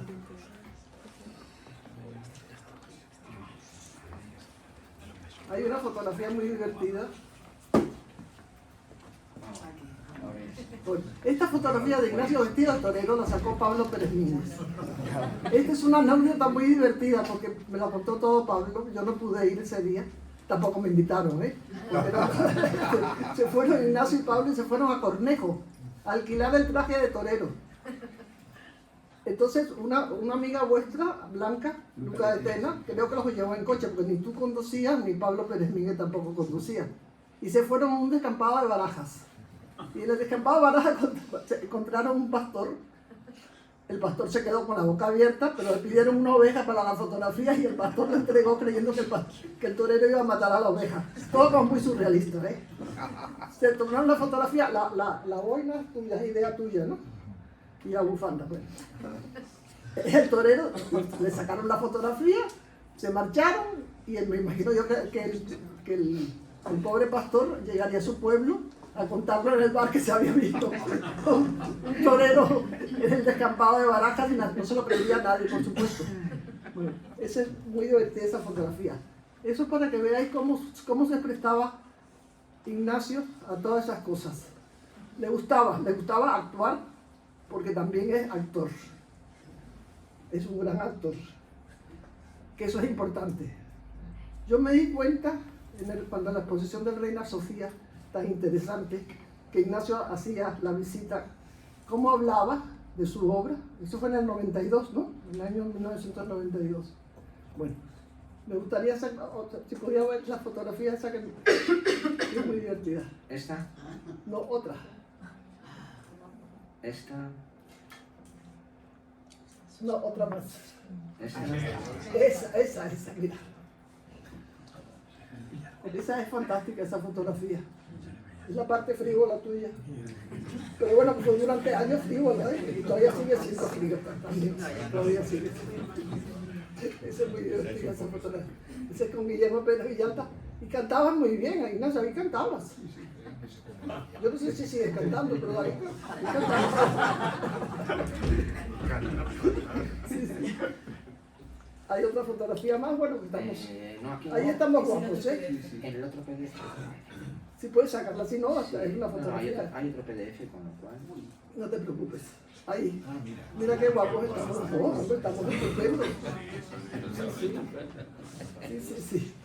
Pues esta larga amistad, ya te digo, con gran respeto hacia ti, porque te sé valorar. Yo no soy de filosofía, tengo la filosofía de la edad. Y somos muy amigos. Echarme una mano ya. Pues nada, quizá me toca a mí echar una mano. Sí. Y empezando pues por dar las gracias, primero pues a la sección de filosofía del Ateneo, y en particular a mi viejo alumno Carlos Mendoza, por hacerme este homenaje, que creo que es inmerecido, pero bueno, aquí estamos. Y espero que lo pasemos bien. Dar, por supuesto, las gracias a ti, Eugenia, y a César, y por supuesto a Marta, y a los que intervendrán, como Ilia Galán, esta tarde o mañana. Y desde luego a todos ustedes, porque me he quedado sorprendido que hayan venido tanto a una hora tan extraña. Tan temprano, ¿verdad? Tan temprano, que digo, a ver si estamos aquí 4 gatos y no somos unos pocos más. Y gatos sí, porque estamos en Madrid. Y realmente en el caso de Eugenia, claro, ella se ha remitido a una actividad que yo desde los mediados 60 tuve, que es muy en relación con el mundo del arte y de las galerías de arte. Me organizé junto con Julio Campán la primera gran exposición de poesía visual experimental en la Galería Juan Amorto en la primavera del 66. y después a Tenerife. Ya han pasado años, por eso he seguido la secuencia de muchas de las galerías de arte contemporáneo. Bueno, hiciste la La cooperación. cooperativa de producción artística artesana a Sí, finales muy del interesante. 67 y del 67, 67. con el pintor Manolo Quejido, el pintor, músico y poeta Herminio Molero, con la recitadora fonética Lili Grinan. Alan Arismison también estuvo en ese grupo de la cooperativa y otras personas del mundo del arte. En esa época del arte experimental, y quiero insistir en este punto porque en efecto justamente ese arte experimental quería combinar las palabras con las imágenes, con los lugares. Entonces eso es lo que me llevó de alguna manera a los diagramas, digamos, y sobre todo cuando conocí a partir del 72 la obra del gran filósofo napolitano, nacido en 1548, fallecido en La Hoguera, en febrero de 1600, Giordano Bruno de Nola. Y yo sí conocía antes ya los diálogos suyos, algunos sus diálogos, su teoría del uno, del espacio infinito, de la materia dotada de animación y vida e inteligencia, pero lo que no conocía era sus artes de la memoria, que él desarrolló en obras. La primera fue la idea de teatros de un precedente suyo, pero su obra culminante, Arte de la Memoria, es la que yo traduje en sus capítulos principales y publiqué en el 73, el de Imaginum Signorum et Idearum Composition, y es, como decía muy bien César, yo fui el primero que tradujo una lengua moderna las obras latinas, algunas de las obras latinas de Giordano Bruno, es decir, que tuve que apañármelas para hacerlo. Entonces, ¿por qué me interesó? Porque claro, la memoria es verdad que siempre me ha interesado mucho, quizá por razones familiares. Mi madre hizo la carrera de Derecho en los años 30, mi padre también, pero mi madre, la nota más baja fue sobresaliente, y es que tenía muy buena memoria, y mi abuelo, su padre, mi abuelo materno, que vivió muchos años con nosotros, también una memoria extraordinaria. Entonces, desde niño a mí el tema de la memoria me fascinaba. Entonces, cuando supe que había una tradición olvidada, desgraciadamente olvidada, del arte de la memoria, me introduje en ella porque en arte de la memoria tenía como dos bases. Una, las imágenes, es decir, hay cierta clase de imágenes que despiertan mucho la capacidad de memorizar, como son las imágenes dramáticas, activas, impregnadas de sentimiento, raras. Y es verdad que si nosotros nos salimos a la calle y vemos que está el Papa dando latigazos a un coreano, esa imagen jamás se nos olvida en la vida. Claro, es tan rara, tan extraña. Pero si vemos a alguien, pues yo qué sé, que saluda a otro dando la mano, pues eso ni nos reparamos en ello. Es decir, las imágenes raras, desacostumbradas. Es decir, que hay esa primera regla, la de las imágenes, la importancia de las imágenes, y la de los lugares. Cómo los lugares ayudan a coordinar nuestros pensamientos. Y esto dará lugar a los diagramas. Entonces, yo vi que había una cierta conexión entre esas artes de la memoria con la poesía experimental que había empezado a mis 18 años, digamos, practicando poesía visual, concreta, semiótica, etc., desde finales de 64. Por eso es que te hiciste tan amigo de nuestro también amigo Salvador Dalí. Hombre, claro, sí, bueno, lo de Lo llegaste a comprender perfectamente, sí, y él te comprendió a ti. Y vuelvo a lo del arte de la memoria. Salvador Eso. Dalí, yo lo conocí casualmente, fue con un amigo mío, Fernando González de Canales, que veo que no está por aquí, y No. resulta que su novia de entonces, Mami, había comprado un coche y quería rodar, y me dijo, oye Ignacio, y él había conocido a mí.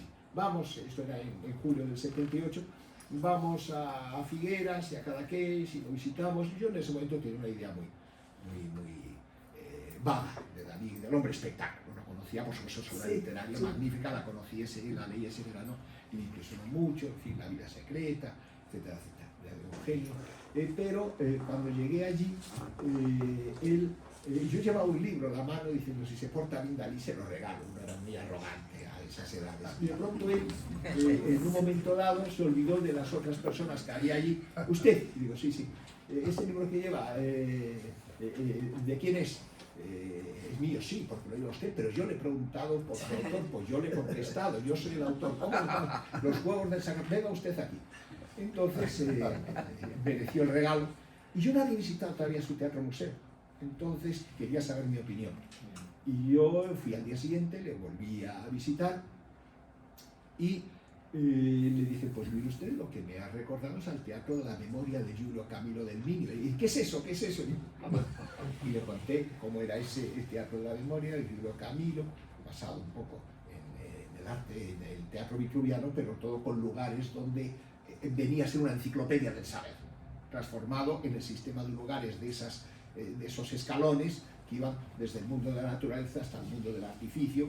Entonces, tiene usted que escribir sobre eso. Entonces, el primer escrito, porque estaba preparándose la exposición del Pompidou, que esto ya en el 78, esa exposición se inauguró en el 78, estuve en la inauguración, que al final se clausuró porque una huelga, no por él, vinieron los huelguistas diciendo que no era por él, sino por el ministro, lo que sea. Entonces, eso lo viví muy de cerca, porque también invitó a esto, incluso su discurso de ingreso en la academia, en el Instituto de Francia, me citó a mí, que estaba bajo la influencia. Bueno, pero a lo que voy, entonces dice, escriba usted sobre esto del teatro de la memoria. Entonces, de hecho, es un texto que yo no tengo ni siquiera el original español, se publicó inicialmente en el catálogo de la exposición La Vie Publique de Salvador Dalí, y es el teatro de la memoria de Dalí, el teatro de la memoria de Dalí, es decir, y es cuando supo Dalí del teatro y del arte de la memoria. ¿Lograste inquietar a Dalí? Sí, bueno, y él me inquietó. Eso ya se... Me inquietó porque vi que era una figura, digamos, y curiosamente esta cita de Dalí me lleva al nombre de esta sala, esta es la sala Ramón y Cajal. Y es un autor, digo, porque no solo fue un gran neurocientífico, como es de todos sabido, fundador de la neurociencia, un gran artista, que siempre quiso ser artista, y por eso hizo esos dibujos neurológicos maravillosos, miles de dibujos neurológicos, y un creador. O sea, yo siempre recomiendo mucho que se lea sus cuentos de vacaciones, que es una obra literaria excepcional, es ciencia ficción neurológica, un poco la leí. Pero es que cuando ya me puse a estudiar a Ramón y Cajal, vi que sus dibujos neurológicos influyeron en el primer surrealismo de Dalí, en la utilización, no tengo aquí las imágenes, pero pueden verlo ustedes, sus pinturas hechas en la residencia de estudiantes, en el año 26, 27, 28, en esos años, ya la influencia de los dibujos neurológicos de Dalí es fundamental. Y yo precisamente en un libro al cual te ha referido, Dalí descifrado, lo desarrollo ampliamente. Por eso es por lo que quería rendir ese homenaje a Ramón y Cajal, que yo desde niño lo conocí, primero porque aparecían las enciclopedias, se pueden leer las enciclopedias, la gran libro, Ramón y Cajal, y es que resulta que enfrente de nuestra casa, Pelleranda, que conservamos, de la casa de un familiar nuestro, los Junquera, y de pronto una vez llega un niño que se llama Santiago Ramón y Cajal, y es que era nieto de Ramón y Cajal porque un hijo de Ramón y Cajal se casó con una Junquera, pariente mío, entonces me llamó mucho la atención.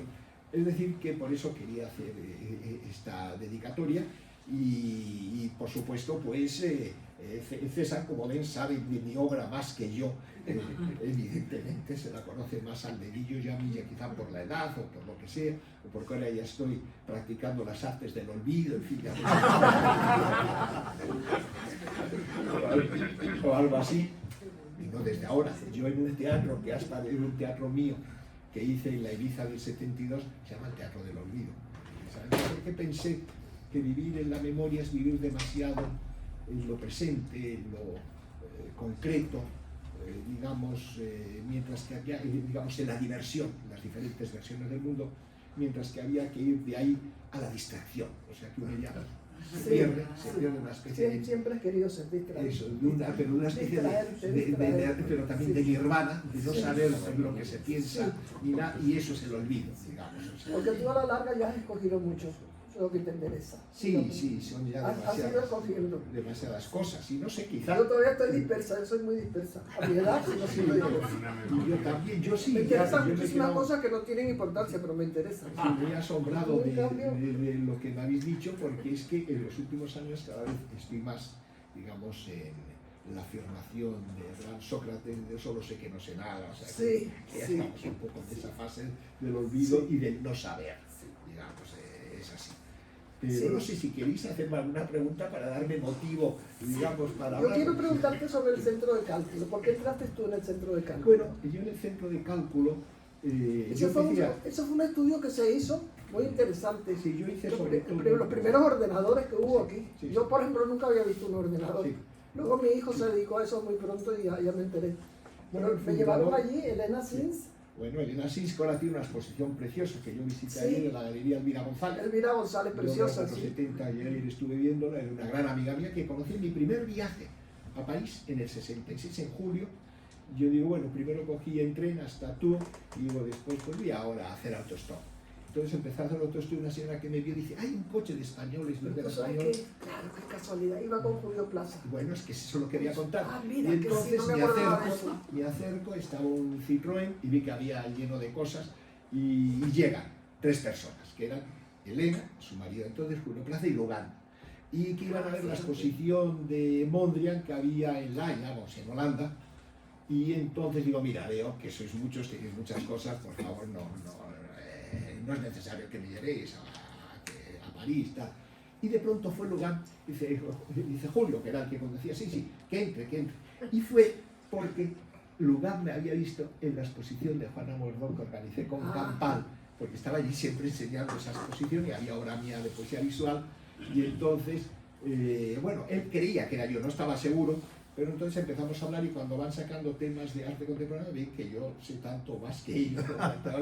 Y ya pues, yo recuerdo que me dejaron como a las 11 de la noche o así en la plaza, bueno, me quedé yo cuando pasamos por la plaza de la Concorde, y bueno, aquí yo ya me quedo.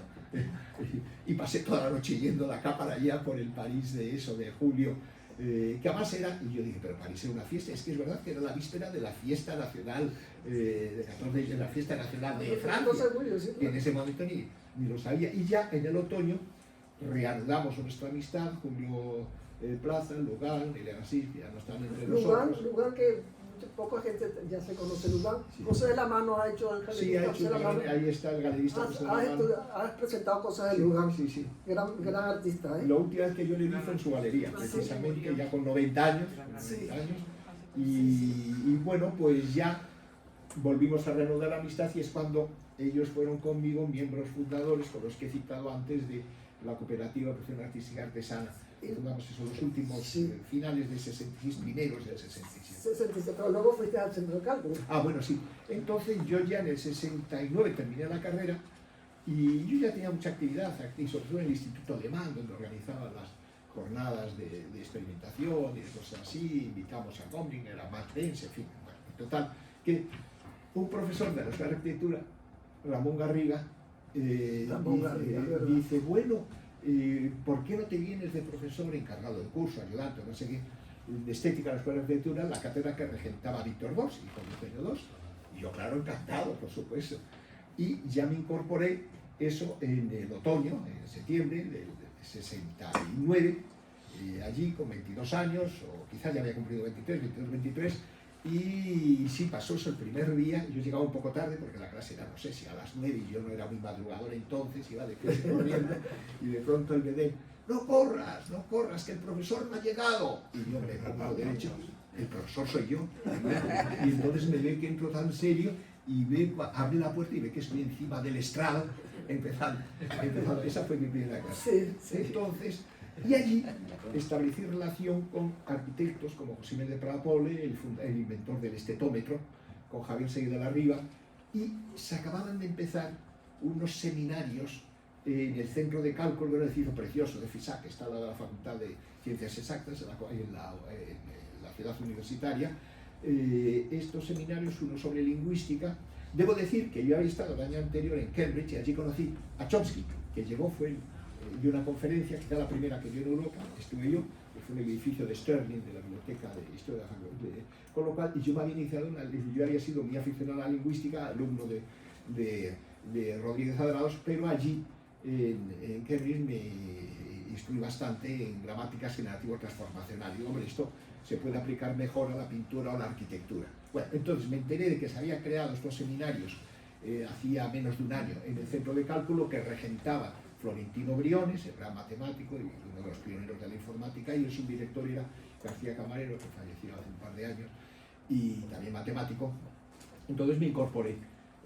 Entonces me hicieron coordinador del seminario de generación automática de formas plásticas, aunque también estuve en el de arquitectura y en el de lingüística. Es que siempre has manejado todo tú. Sí. Y entonces... Donde te has presentado ha cogido cabeza. Sí, bueno, pues y entonces allí es donde se me ocurrió, quería aplicar las gramáticas generativas a la pintura, pero vi que era muy complicado, que era más fácil a la arquitectura. Y entonces, ¿qué es lo que hice?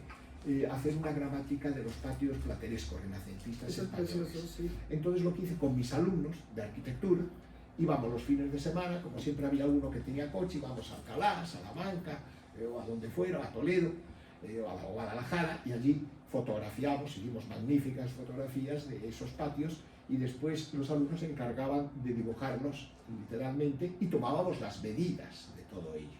Entonces a partir de ahí hice esa gramática, me colaboró conmigo el que era un alumno mío y también de los pioneros de la informática, Guillermo Searle, porque después dejó la arquitectura y fue uno de los fundadores de la Facultad de Informática. Entonces apliqué la gramática generativa a la arquitectura. Ese libro hicimos una autoedición, preciosa, por cierto, porque es un libro caro para publicar en una editorial normal, ya que está en una minoría. Incluso puse de comienzo una especie de lógica de la arquitectura, hice una especie de lógica, una arquitectura general y después ya aplicada a los patios platerescos.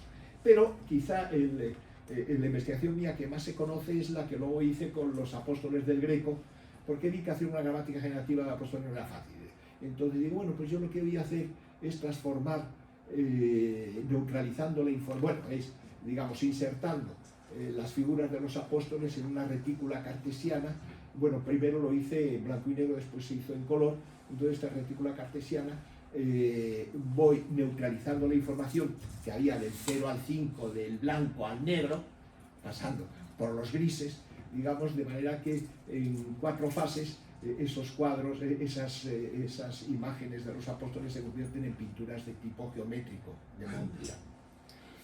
Y así inventé la pixelización sin pensar en el uso que se le daría muchos años después, pues para que no se vean las fisonomías. Yo lo hacía por razones científicas y artísticas también. Y de hecho esto se expuso, lo expuso José de la Mano, por cierto, en su galería, y también inicialmente se expuso en los encuentros de Pamplona, para mí muy importante, en el 72. Y bueno, pues eso, el 72 fue un año muy importante para mí, culmina mi fase de poeta experimental, mi inicio en las artes de la memoria de Giordano Bruno, tanto que mi primer libro sobre Bruno apareció el año después, en el 73, que la cosa vino también todo para mí la casualidad es fundamental. Recuerdo que yo ya volví de mi estancia en el campo, en Ibiza, en plan hippie, como no, entonces, bueno, me habían echado de la Escuela de Arquitectura en marzo del 72. ¿Cómo fue eso?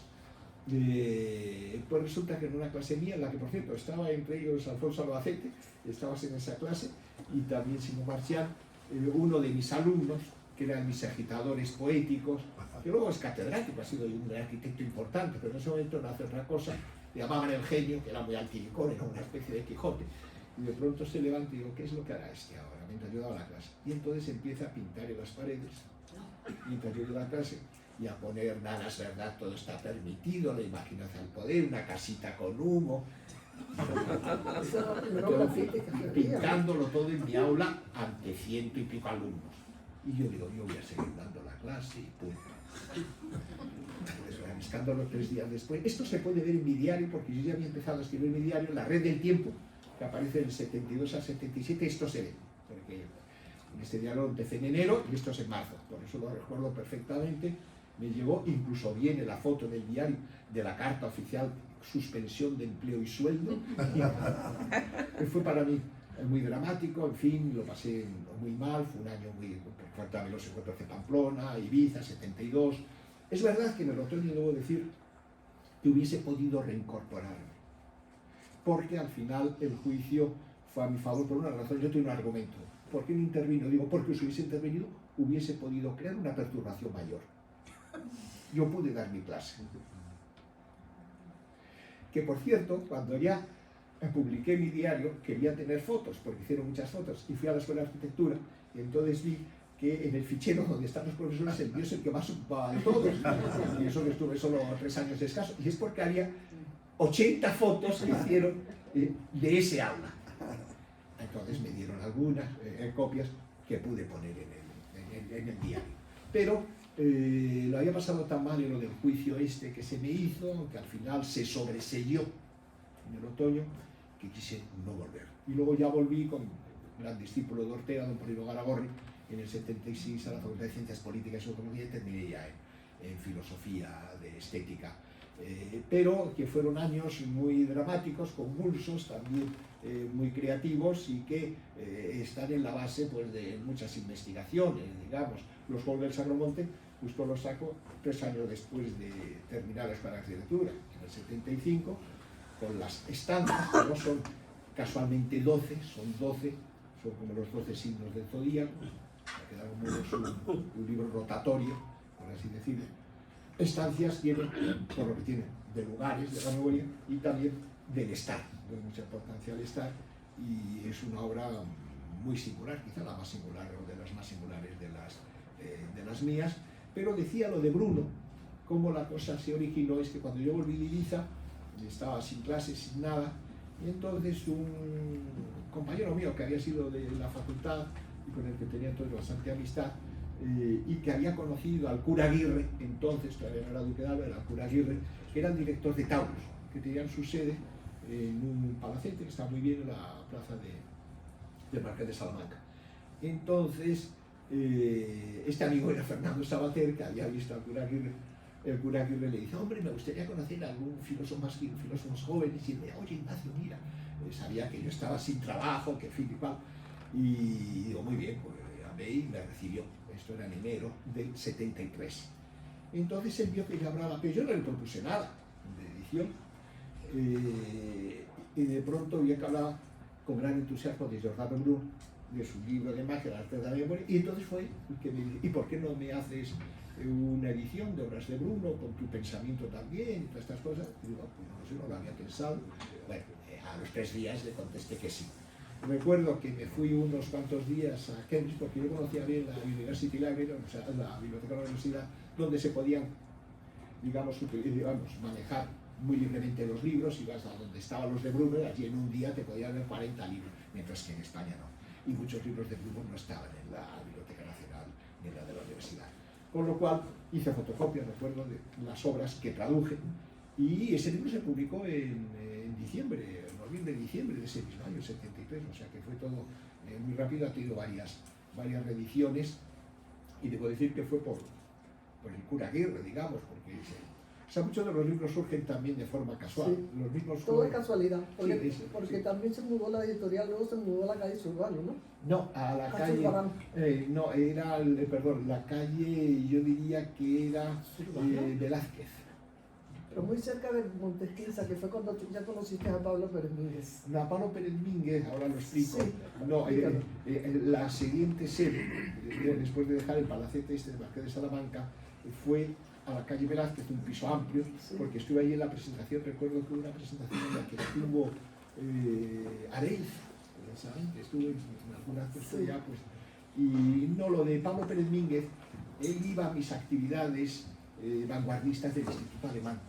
Ah, y cuando empezaste con el Instituto Alemán. Claro, Claro, es que vivía al lado. exactamente. Pablo vivía al lado. Entonces me hizo muchas fotos para aquí, para allá, y nos conocíamos, pero solo de eso, digamos. Y un buen día me propone hacerme esa foto, que se llamaría Torero Cordero, en ese campo cerca del aeropuerto de Baraja, y fue muy gracioso porque me iban a llevar en coche o algo así, porque también iba su amigo y fotógrafo Carlos Serrano. Carlos Serrano. Sí, y entonces en ese momento una amiga mía que fue compañera de la facultad y muy amiga, pero que vivía entonces en Roma, Blanca Luca de Tenegué en Jumea, me llamó, porque era la época más o menos de las vacaciones de Semana Santa: oye, Ignacio, que a ver si nos vemos hoy, que puedo, y tal y que cual. Y digo: mira, es que hoy yo tengo que ir a generar una foto y de por favor vente conmigo. Y me vino bien porque ella me enseñó a ponerme la capa, el capote, no sabía esas cosas. Y por eso hay fotos que aparecen en mi diario en la que ella aparece en las fotos, porque son fotos conforme yo me estaba poniendo el traje de luces y todas esas cosas. Pues Carlos Serrano creo que hizo algunas fotos, y en alguna de ellas aparece la pobre Blanca, digo, porque fallecida hace muchos años, bastante joven, muy joven realmente.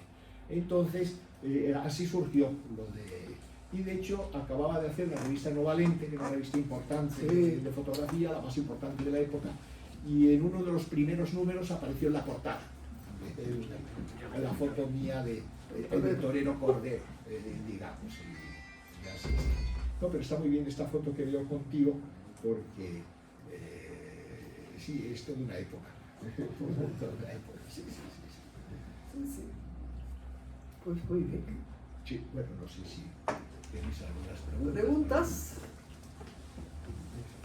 Vamos a ver, ¿quién no, primero Alan Arias Nisón, amigo desde el año 65-66. Hay un arte al cual de Ignacio, al cual César no has aludido, y que creo que todos aquí hemos gozado desde que Ignacio empezó a hablar. Y esto es un arte, casi diría un teatro del gesto. Los gestos de Ignacio son un teatro de títeres, a mí me encanta. Si no escuchaste, te sigo tus manos. Ah, qué bien, qué bien. Bueno, él es un gran artista y poeta, fundador de la poesía pública, en parte junto conmigo. Hicimos el primer poema público colectivo en Madrid en el 69-70, a Madrid se llama precisamente. Pero luego ha hecho toda una serie de objetos, de cajas mágicas, y muchas de ellas transparentes, donde también toda la cuestión del teatro de títeres es importante, o sea que es así. Y él vivió en el Madrid de esos años 60, después ya te fuiste con Nela, con su mujer de entonces, 60, sí. en el 70, él nació en Bruselas, aunque luego vivió en Estados Unidos sobre todo, y ahora últimamente pues ha vuelto a Madrid, digamos.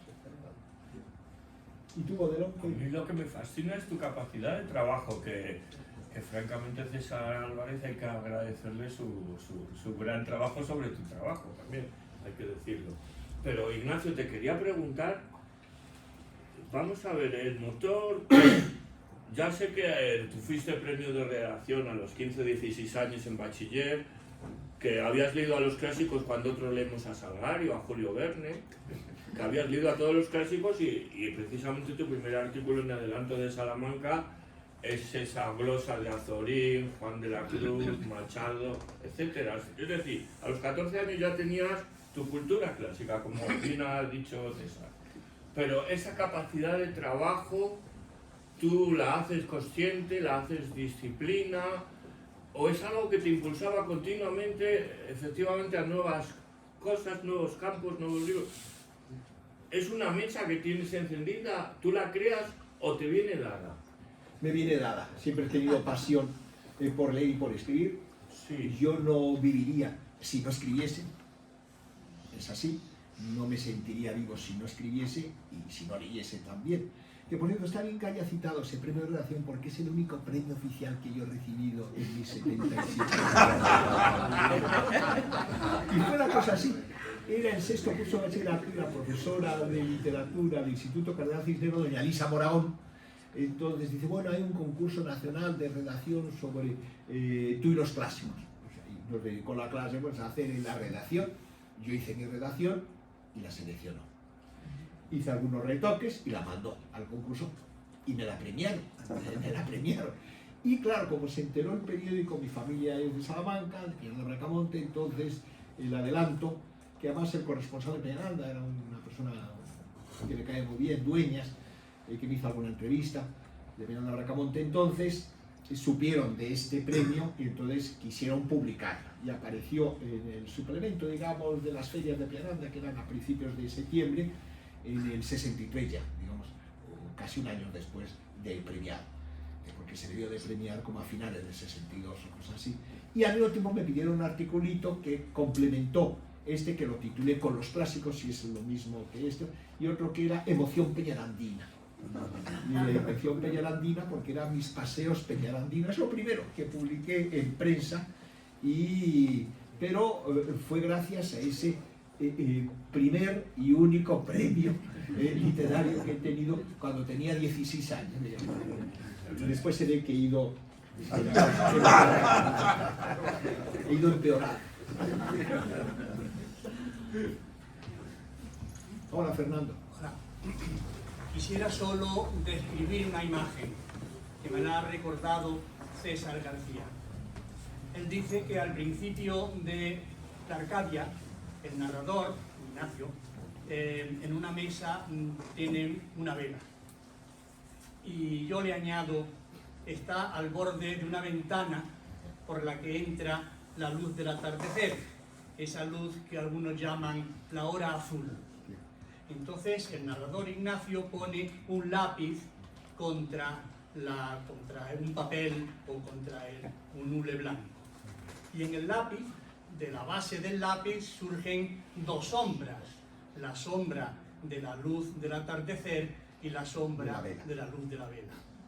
Entonces la sombra de la luz de la vela es azul porque tapa la luz de la vela, y la sombra de la luz del atardecer es dorada porque tapa la luz azul del atardecer, y queda como una especie de pequeñísimo diagrama. No está muy bien. Es el comienzo de mi primera novela, que se ha citado, Arcadia, y yo hice un viaje, el primer viaje que hice por Grecia pues fue en la primavera del 75. Yo entonces estaba residiendo en París y tuve la suerte de que me trajeron el dinero que me daban de anticipo por los Juegos del Sacromonte, que aparecería publicado unos meses después. Yo con ese dinero que no me esperaba, digo, pues yo me voy. Entonces fui primero a Turín, porque ahí el poeta con el que tenía amistad en París, José Miguel Ullán, me dio el teléfono de otro poeta que vivía, él estaba solo con una francesa y era profesor en Florencia, y le fui a visitar a este Francisco Pino, autor de Las Ausencias. Entonces llegué allí, me trataron muy bien, y ellos nunca habían estado en el sur de Italia, en Nápoles, iban a ir en el coche y me dijeron, oye Ignacio, si quieres vente con nosotros. Y yo, encantado, claro. Entonces pues nos fuimos. Recuerdo que se reservó una habitación en Sorrento, y es cuando visitamos la Costa Amalfitana, etc. Y esto aparece en mi diario, en la Red del Tiempo, y me impresionaron mucho dos cosas. Una, las ruinas de Pompeya, que conocía entonces, todavía no fui a verlas de Herculano. Pestum, y hay una foto, él era muy buen fotógrafo, este Pino, y me hizo algunas fotos en que estoy con los templos de Pestum, y el Museo Nacional, el Museo de Arqueología, digamos. Esto me impresionó tanto que digo, mira, ellos ya se volvían a Florencia, pasando por Roma, y digo, mira, volveros vosotros, que yo me voy a Grecia. Entonces fui a Brindisi, allí cogí el barco, Posidonia, nada, no sé qué, y entonces llegué hasta Patras, y de allí ya en autobuses, claro, primero a Olimpia, y seguí, luego atravesé la Arcadia, y lo llamé Arcadia porque la capital de Arcadia, Megalópolis, resulta que quise comprar un método de griego moderno, entonces me dieron un método que era dadaísta por completo, el método greco-españolo por hablar español, en fin, y unos diálogos realmente divertidísimos, era un disparate total. Tanto que cuando ya ese verano volví a Peñaranda, pensé en hacer una edición, pero ya posterior, digo, anda, no, pues lo que voy a hacer es una novela de mi viaje. Y así empezó en el verano del 75. La novela se publicará en el 81, es decir, que estuve 5 años trabajando. Es verdad que al mismo tiempo también estaba trabajando en el idioma de la imaginación, que es la culminación de mis estudios de Brunner, del arte de la memoria y de todos esos temas. Entonces, y también fue para mí el aprendizaje de hacer novela. Y es verdad, ¿y por qué empieza también en ese sitio? Ese sitio se corresponde con la sala, digamos, que era cocina, comedor, de la casa de campo que mis padres tenían en una finca llamada La Cruz del Prado Moro, cerca de Cantaracillo, y muy cerca de Fontivero. Yo a veces, con un río precioso, etc., he pensado que si San Juan de la Cruz se puso de la Cruz fue porque iba a tomar meriendas en la finca de La Cruz del Prado Moro. Es mi teoría. Pero bueno, no la han podido demostrar.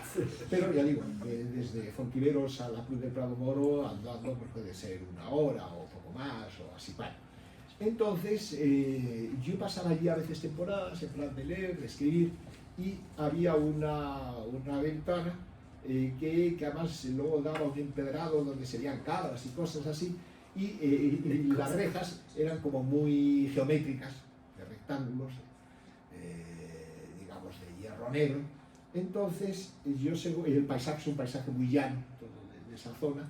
Entonces, el comienzo de la novela es que estoy allí y en una mesa de esas que había por allí, en esa cocina, es donde pongo la vela, todo esto. También esto me lo sugirió, si no recuerdo mal, leyendo a Goethe, debo decir.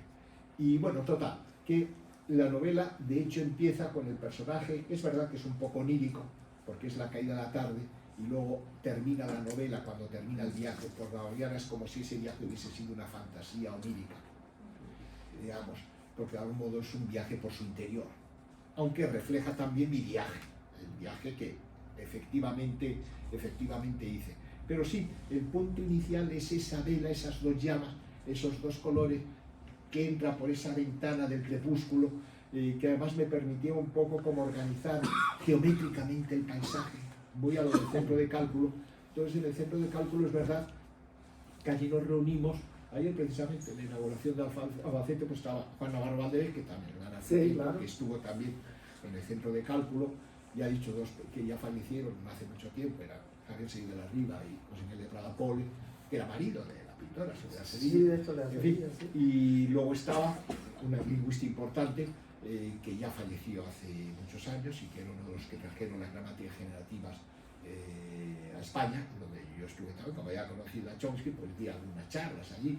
Incluso es que el máximo chomskiano de no sé de qué misión holandés llamado Peter Albertus Maria Siuri, que acaba de publicar un libro que me dedicó en latín, precisamente porque lo conservo yo, el libro Operadores y Núcleos, y bueno, pues fue esos años del centro de cálculo, del 69 al 73, digamos, fueron muy importantes para la aplicación. Estaba Barbadillo también. También Barbadillo empezó, pero como vivía por Málaga, pues no se le veía mucho. Sí. Y más, porque yo estuve en el MIT, en el Massachusetts Institute of Technology, que está cerca de Boston.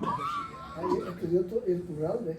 Sí, en efecto, Iturralde, otro de los grandes que estaban en el centro de cálculo, gran artista, gran persona, gran profesor.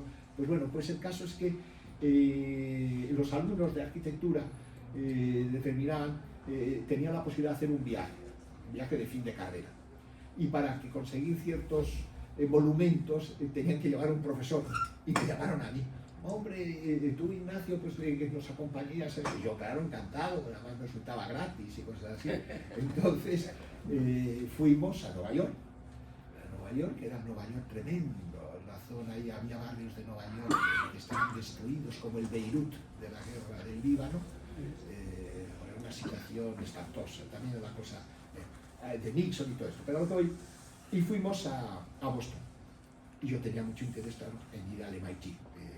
Que llevaba entonces un negroponte al que invitamos al centro de cálculo, que era el director de esa institución. Pero lo que quiero decir es que aunque en efecto ellos vi más aparatos de los que yo no entendía mucho, de tipo cibernético, que había en el centro de cálculo de Madrid, pero las investigaciones que nosotros hacíamos en muchos campos eran mucho más superiores, mejores, que había investigaciones de lingüística, de estética, de arquitectura, de música también, a eso yo no estuve tanto, pues bueno, o sea, quiero decir que... Tenéis la parte artística que a lo mejor los americanos no lo tenían. Nada, no lo tenían, o sea que por eso, quiero decir que estábamos en un nivel sumamente alto, y estoy hablando de finales del año 71.